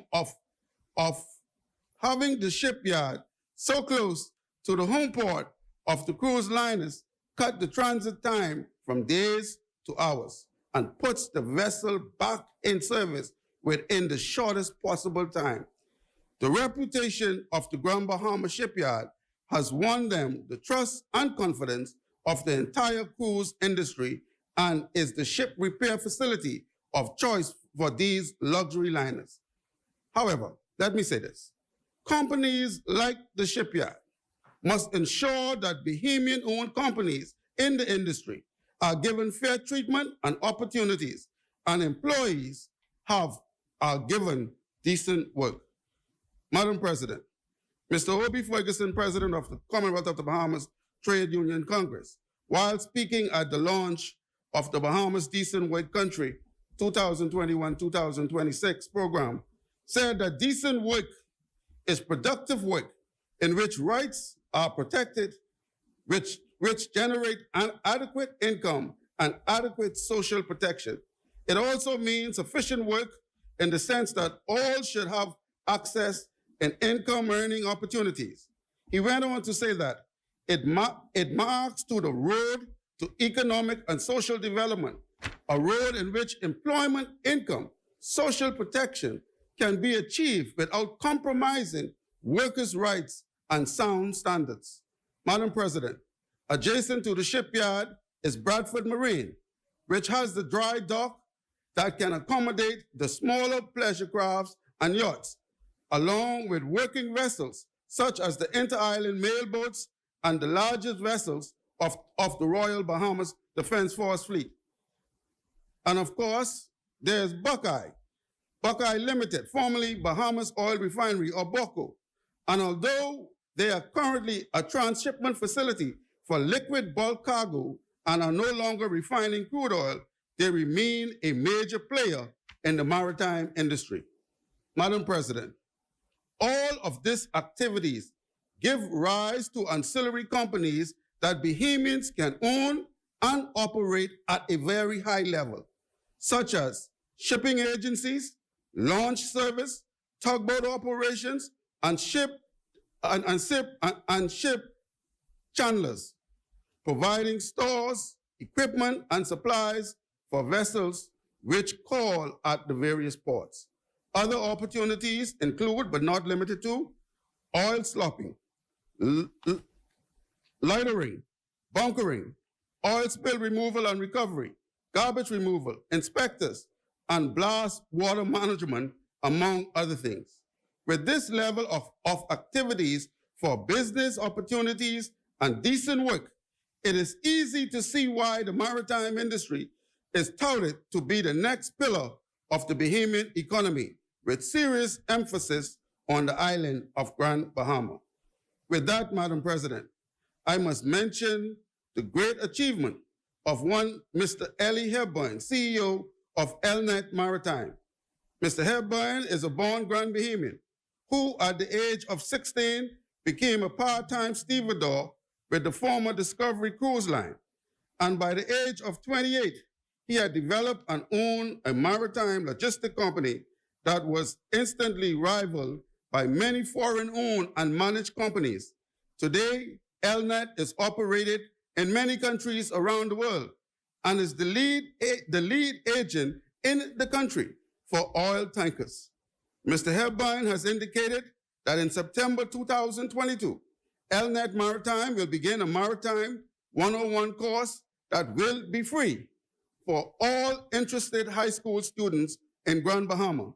The course will give the student a brief introduction of the maritime industry and the many career opportunities such as ship agents, custom brokers, marine pilots, inspectors, loss control surveyors, bunker surveyors, captains, chief engineers, underwater divers, hull cleaners, launch boat companies, and mooring masters.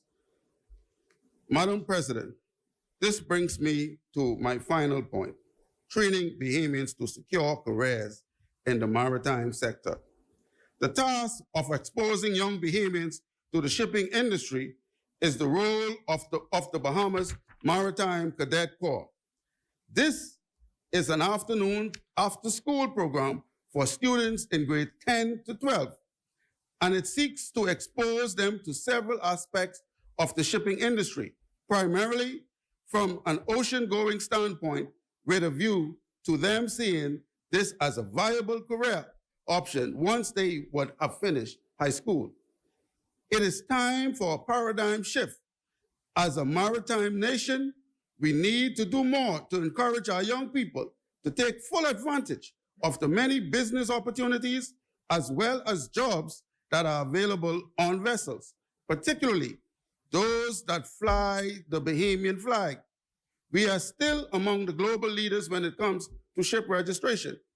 Madam President, the Bahamas Maritime Cadet Corps, BMCC, came to fruition in 2004 while the Honorable Glenys Hannah Martin was serving as Minister of Transport and Aviation and is jointly sponsored today by the Ministry of Education, Technical and Vocational Training, along with the Ministry of Transport and Housing. The program functions under the general oversight of the Bahamas Maritime Authority, BMA, who also provides funding.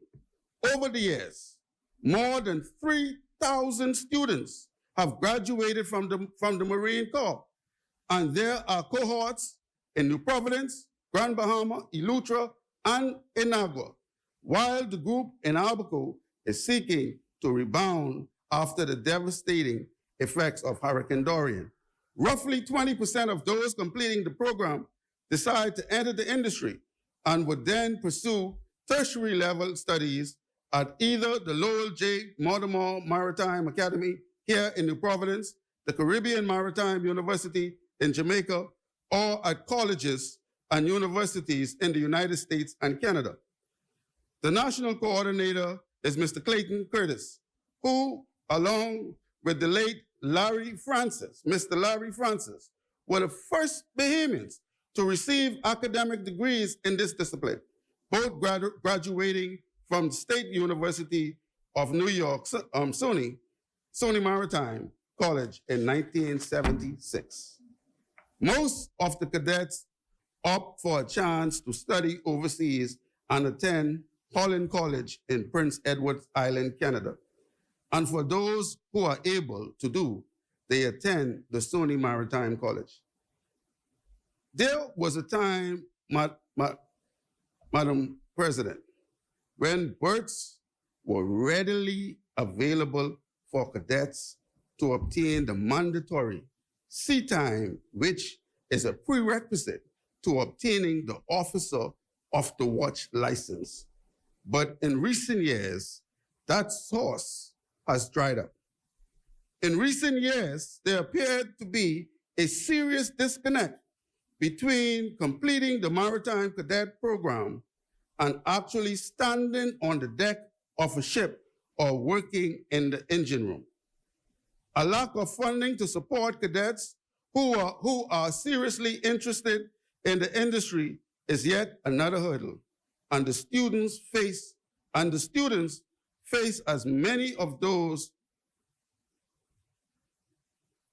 a lack of funding to support cadets who are seriously interested in the industry is yet another hurdle that the students face, as many of those who show the most promise, I am told, are the ones from families which are faced with the greater financial challenges. I am pleased to say that this government, Madam President, is committed to creating a new day filled of hope and support for those students and for BMMC. That is why the passing of this piece of legislation is so important. Madam President, BMCC has a number of success stories. Let's talk about little Christy Charlton in 2006 and Ivana Seymour in 2007 have both earned their chief mate's license with Ms. Charlton just finishing up her contract with Shell Tankers, and Ms. Seymour is currently sailing with Royal Caribbean Cruise Line. Mr. Christoph Davis has just been promoted to chief mate with Royal Caribbean Cruise Line. Mr. Leo Hudson is a pilot with the Freeport Harbor Company. Gerard Green is a chief mate with Marine Tankers, while Trent Williams and Malik Green have decided that the yachting industry is a better suit for them and are both sailing with luxury yachts at various locations around the world. Madam President, in 2000, two former Marine cadets garnered the first and third place academic awards, respectively, at the Caribbean Maritime University. Trevon Ferguson was top cadet and Shante Pearson was third overall. So it is clearly obvious, Madam President, that the program is doing something right, as our local cadets excel at tertiary level institutions that they attend. I wish to acknowledge Royal Caribbean Cruise Line, who has also recognized the quality of the training that our high school students cadet receive and have recently committed to support the Bahamas Maritime Cadet Corps. Madam President, although there are these and other success stories, there are far more cases of frustration and disappointment. Too many cadets who would have started along the path of obtaining certificates of competence would soon become frustrated due to the lack of employment opportunities available on ships or obstacles they face when applying for jobs, even on Bahamian registered vessels. For those who want to achieve the pinnacle in the industry of becoming a chief engineer or master mariner, captain, they need to be given the full support of BMA, as they are unable to garner the endorsement of the Maritime Coast Guard Agency, MCA, in the United Kingdom, who at present does not recognize the Bahamas Certificate of Competence. Most of the former cadets who hold advanced licenses have had to obtain equivalencies from Canada, and I am told that in one instance, a former female cadet who had earned her chief engineer's license actually chose to renounce her Bahamian citizenship to become a Canadian just so she can work at the level of her qualifications. It is imperative for the government of the Bahamas and the Maritime Coast Guard Agency to work on completing an agreement so that agencies such as MCA would recognize the Bahamian license. This problem is further compounded when you look at the yachting industry, which is in fact becoming more lucrative for officers, but also now requires that they hold a license from a commercial merchant shipping company. This is why, Madam President, we must pass this merchant shipping bill and begin the process of correcting all the shortfalls that may exist in the industry. Madam President, I believe that there is a need to be a seamless transition from the classroom to employment on vessel. Yes, more funding and training needs to be made available, and vessels which fly the Bahamian flag should do more to hire qualified Bahamians. I also believe it is time to expand the Bahamas Maritime Cadet Corps to more islands, such as Exuma, Andros, and Bimini. And I may add that the Bahamas Maritime Cadet Corps was the only after-school program which continued to function throughout the pandemic. They were able to pivot, change course, and to circumnavigate the challenges brought on by the novel COVID-19 coronavirus and hold graduations in both 2020 and 2021. This is a testament of the tenacity and leadership of Mr. Curtis. Madam President, with that, I fully support the bill, and I wish you and all members of this honorable Senate a happy Christmas, a happy New Year. We wish the people of the Commonwealth of the Bahamas the same, and may God continue to bless this great Commonwealth of the Bahamas.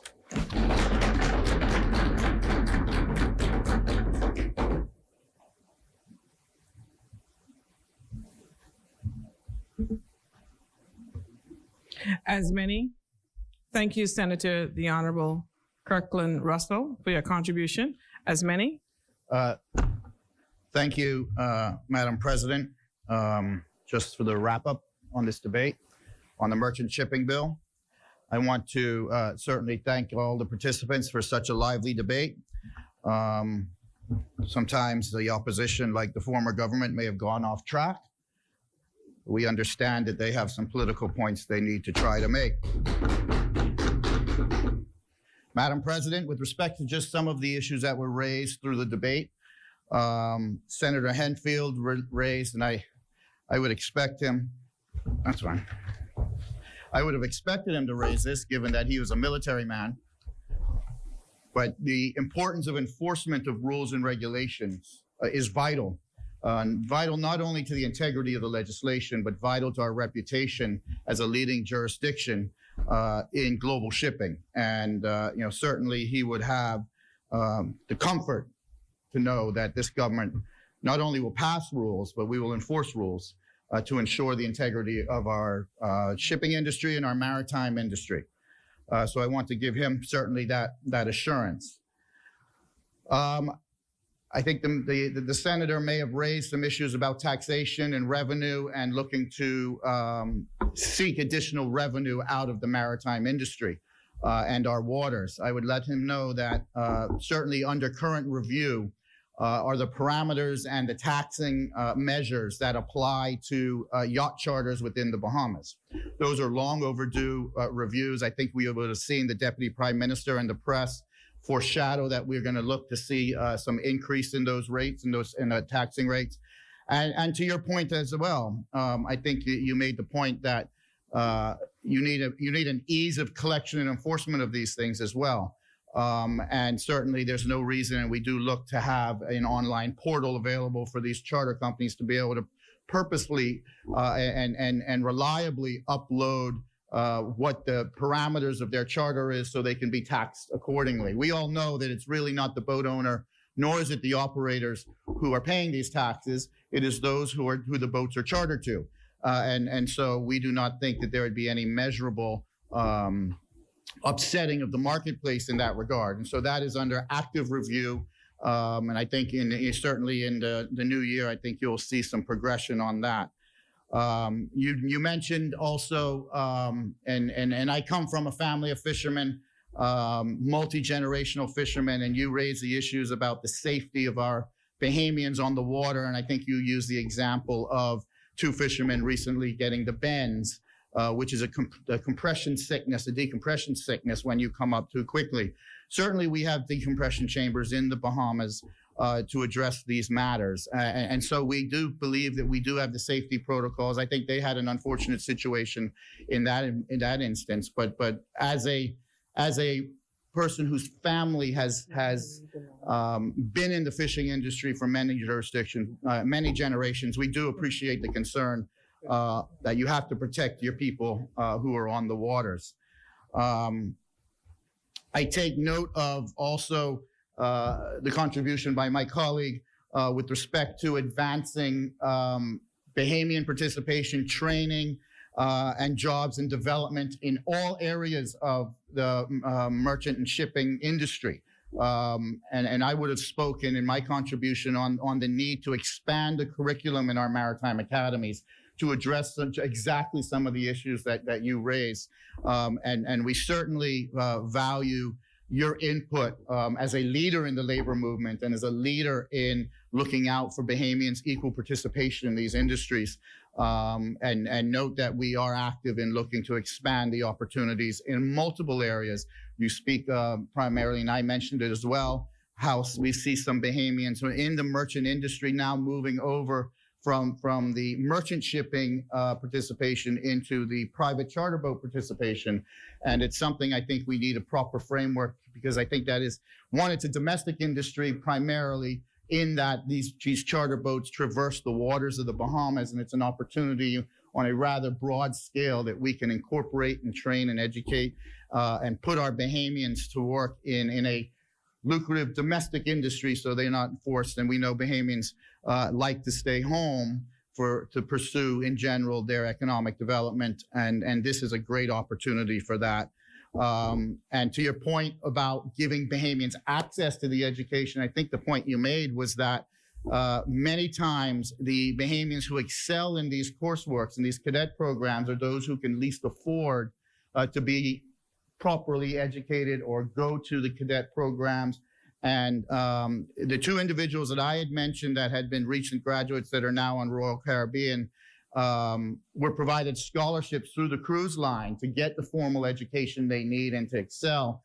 And it's certainly, I think, something to your point that we need more of. We need more of these. I think you mentioned 1,500 odd boats who are flagged in, using the Bahamas flag to collectively participate more so in providing scholarship opportunities and creating an inviting framework for Bahamians to be educated and participate in this economy as we look to grow the blue economy. We look to grow it through Bahamian participation for sure.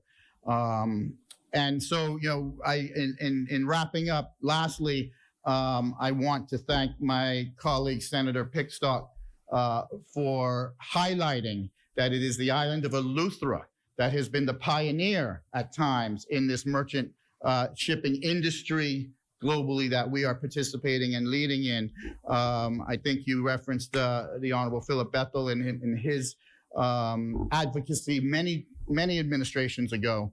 And you rightfully observed that I come from a long history of boatsmen back to when my ancestors, Mr. Timothy Pinder, shipwrecked as part of the Eleutheran Adventurers and settled in Eleuthera from that time. So certainly, as some people call me, the junior member of Parliament for Eleuthera, I am happy to publicly make that observation and acknowledgement of the land of freedom here in the Bahamas and its contribution to the merchant industry that we so value and share. So with those brief comments on the wrap up, Madam President, I'm happy to wrap up the debate today on the merchant shipping bill. Thank you so much.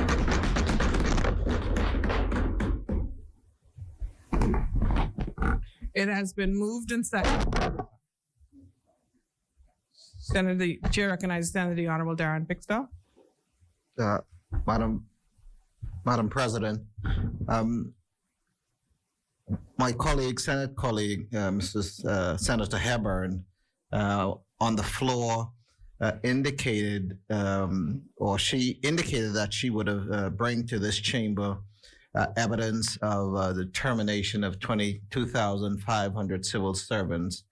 And I want at this time to lay this before this chamber, yourself, Madam President, on the table.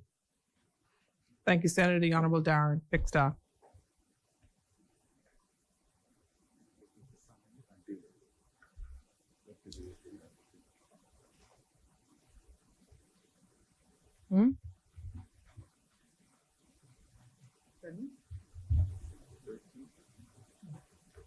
Can you kindly state exactly what you're laying, please?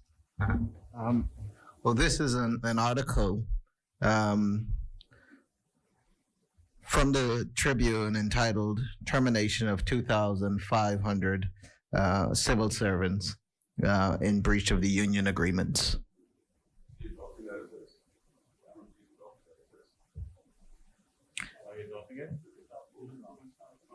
Thank you. Yes, Madam President, I am adopting that as my own. Yes. Thank you, Senator Pickstock.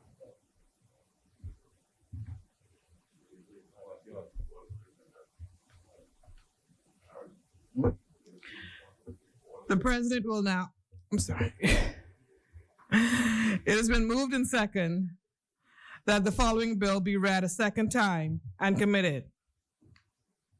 A bill for an act to provide for the registration of Bahamian ships, to provide for proprietary interest in ships, to provide for training certification and watch keeping related to seafarers, to provide for the conditions of employment of seafarers and the health and well-being of masters and seafarers, to provide for the prevention of collisions, the safety of navigation, the safety of cargoes, the carriage of bulk and dangerous cargoes, to provide for the prevention of pollution, maritime safety and security, the liability of ship owners, and the investigations into marine casualties, to regulate and develop merchant shipping and related services, to incorporate international conventions into the laws of the Bahamas, to repeal the Merchant Shipping Act 1976 and the Merchant Shipping, the Maritime Claims Limitation of Liability Act 1989, and for connected purposes. As many as are in favor, say aye. Aye. Those opposed, nay. The motion is carried. Order that the bill be read for a second time and committed.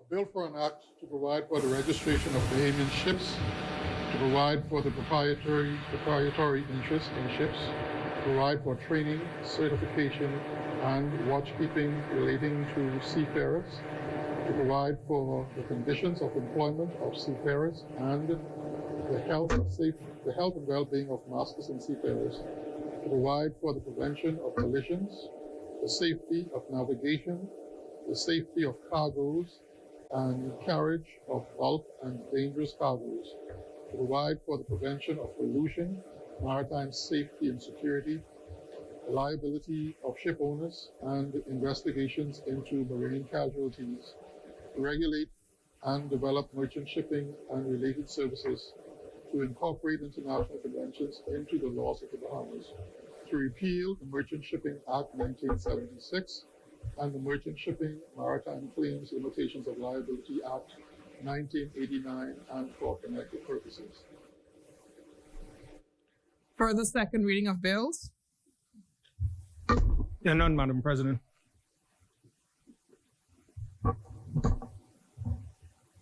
Committee of the Whole, Senate. Madam President, I move that the Senate do resolve itself into a committee of the whole with the Vice President and the Chair. Is there a seconder? It has been moved and seconded that the Senate do now resolve itself into the committee of the whole with the Vice President in the chair. As many as are in favor say aye. Aye. Those opposed, nay. The ayes have it. The motion is carried. The Senate will now resolve itself into the committee of the whole with the Vice President and Chairman of the committee of the whole in the chair.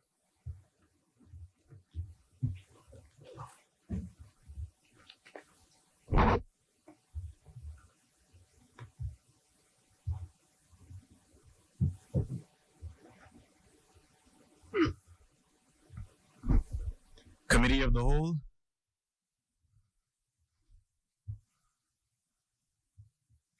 Mr. Chairman, I move that the long title of the bill be agreed. Is there a second? Second. It has been moved and seconded that the long title of the bill be agreed. As many are in favor say aye. Aye. Those who oppose say nay. The motion is agreed. Mr. Chairman, I move that the short title be agreed. It has been moved and seconded that the short title of the bill be agreed. As many are in favor say aye. Those opposed say nay. The motion is agreed. The short title is agreed. Mr. Chairman, I move that clauses 1 to 229 be agreed. It has been moved and seconded that clauses 1 to 229 of the bill be agreed. As many are in favor say aye. Aye. Those who oppose say nay. The motion is agreed. The motion is carried. Clauses 1 through 229 of the bill are agreed. Mr. Chairman, I move that the schedule be agreed. Is there a second? It has been moved and seconded that the schedule to the bill is agreed. As many are in favor say aye. Those opposed say nay. The motion is agreed. The schedule to the bill is agreed. Mr. Chairman, I move that the bill be agreed in its entirety. It has been moved and seconded that the bill in its entirety be agreed. As many are in favor say aye. Aye. Those opposed say nay. The motion is agreed. The bill is agreed in its entirety. Mr. Chairman, I move that the President do now take the chair. It has been moved and seconded that the President do now take the chair. As many are in favor say aye. Those opposed say nay. The motion is carried. Madam President will now take the chair.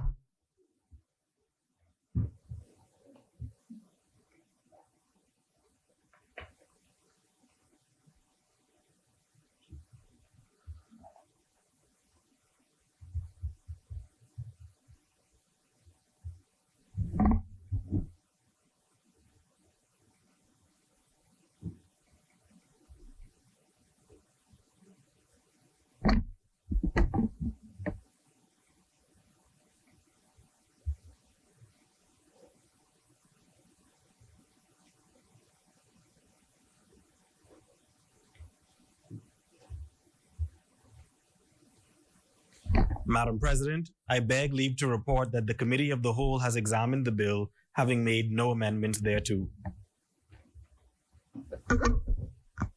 Thank you, Mr. Vice President.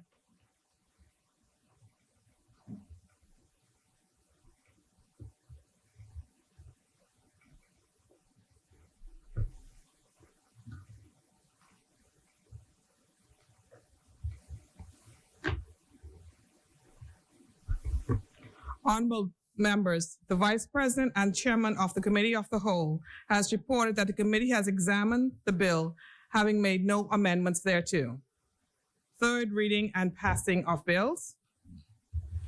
Madam President, I move for third reading and passage of a bill for an act to provide for the registration of Bahamian ships, to provide for proprietary interest in ships, to provide for training, certification, and watchkeeping relating to seafarers, to provide for the conditions of employment of seafarers and the health and well-being of masters and seafarers, to provide for the prevention of collisions, the safety of navigation, the safety of cargoes, and carriage of bulk and dangerous cargoes, to provide for the prevention of pollution, maritime safety and security, the liability of ship owners and investigations into marine casualties, to regulate and develop merchant shipping and related services, to incorporate international conventions into the laws of the Bahamas, to repeal the Merchant Shipping Act 1976 and the Merchant Shipping Maritime Claims Limitation of Liability Act 1989, and for connected purposes.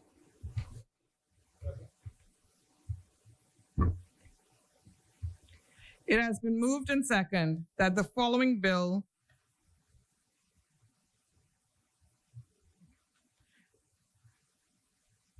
It has been moved and seconded that the following bill be read a third time and passed. As many that are in favor say aye. Aye. Those opposed? Order that the bill be read a third time and pass. A bill for an act to provide for the registration of Bahamian ships, to provide for the proprietary interest in ships, to provide for training, certification, and watchkeeping relating to seafarers, to provide for the conditions of employment of seafarers and the health and well-being of masters and seafarers, to provide for the prevention of collisions, the safety of navigation, the safety of cargoes, and the carriage of bulk and dangerous cargoes, to provide for the prevention of pollution, maritime safety and security, the liability of ship owners and investigations into marine casualties, to regulate and develop merchant shipping and related services, to incorporate international conventions into the laws of the Bahamas, to repeal the Merchant Shipping Act of 1979 and the Merchant Shipping Maritime Claims Limitation of Liability Act 1989, and for connected purposes.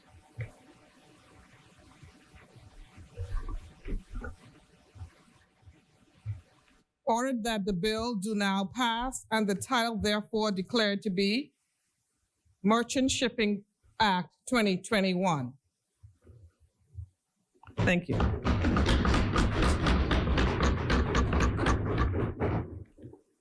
Consideration of further third reading of bills.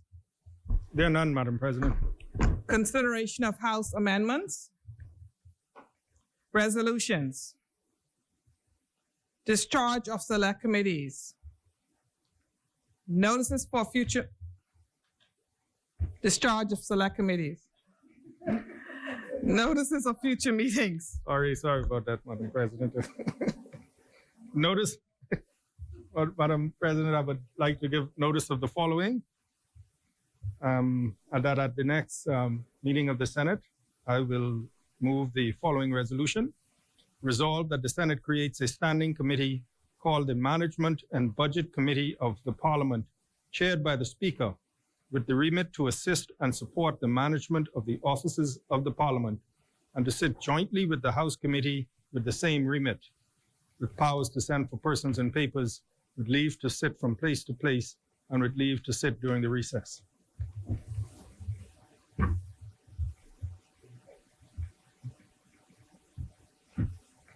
Thank you.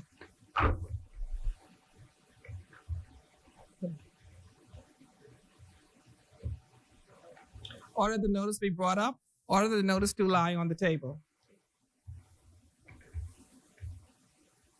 Orders for clerk? Adjournment. Madam President, before I move the adjournment, I would just like to take this opportunity to bring Christmas greetings to yourself, Madam President, fellow senators, the staff, including the House of Assembly staff, and as well as the technical staff, and to as well the people of the Bahamas, Madam President. We are living in challenging times, but these challenging times also provide us opportunity to be thankful for what we have, and it provides us the opportunity to reach out to others, particularly as we go into this festive season. We look forward to a 2022 of restoration and rebuilding the lives and as well the economy and our way of living here in the Bahamas. And so I encourage all senators to take some time during this break to recharge and come back energized into the new year as we look forward and to continue doing the business of the Bahamian people. And so, Madam President, with those words, I move that the Senate, at its adjournment, at its rising, do adjourn sine die. Madam President, with your indulgence, I understand that maybe some other senators might want to just give greetings on the adjournment.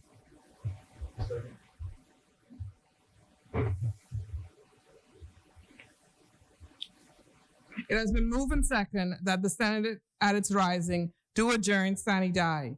As many as are in favor say aye. Those opposed, nay. The motion carried. Final adjournment. Madam President, I move that the Senate do now adjourn. It has been moved and second that the Senate do now adjourn. As many that are in favor say aye. Those opposed say nay. The motion is agreed. The second is adjourned sine die.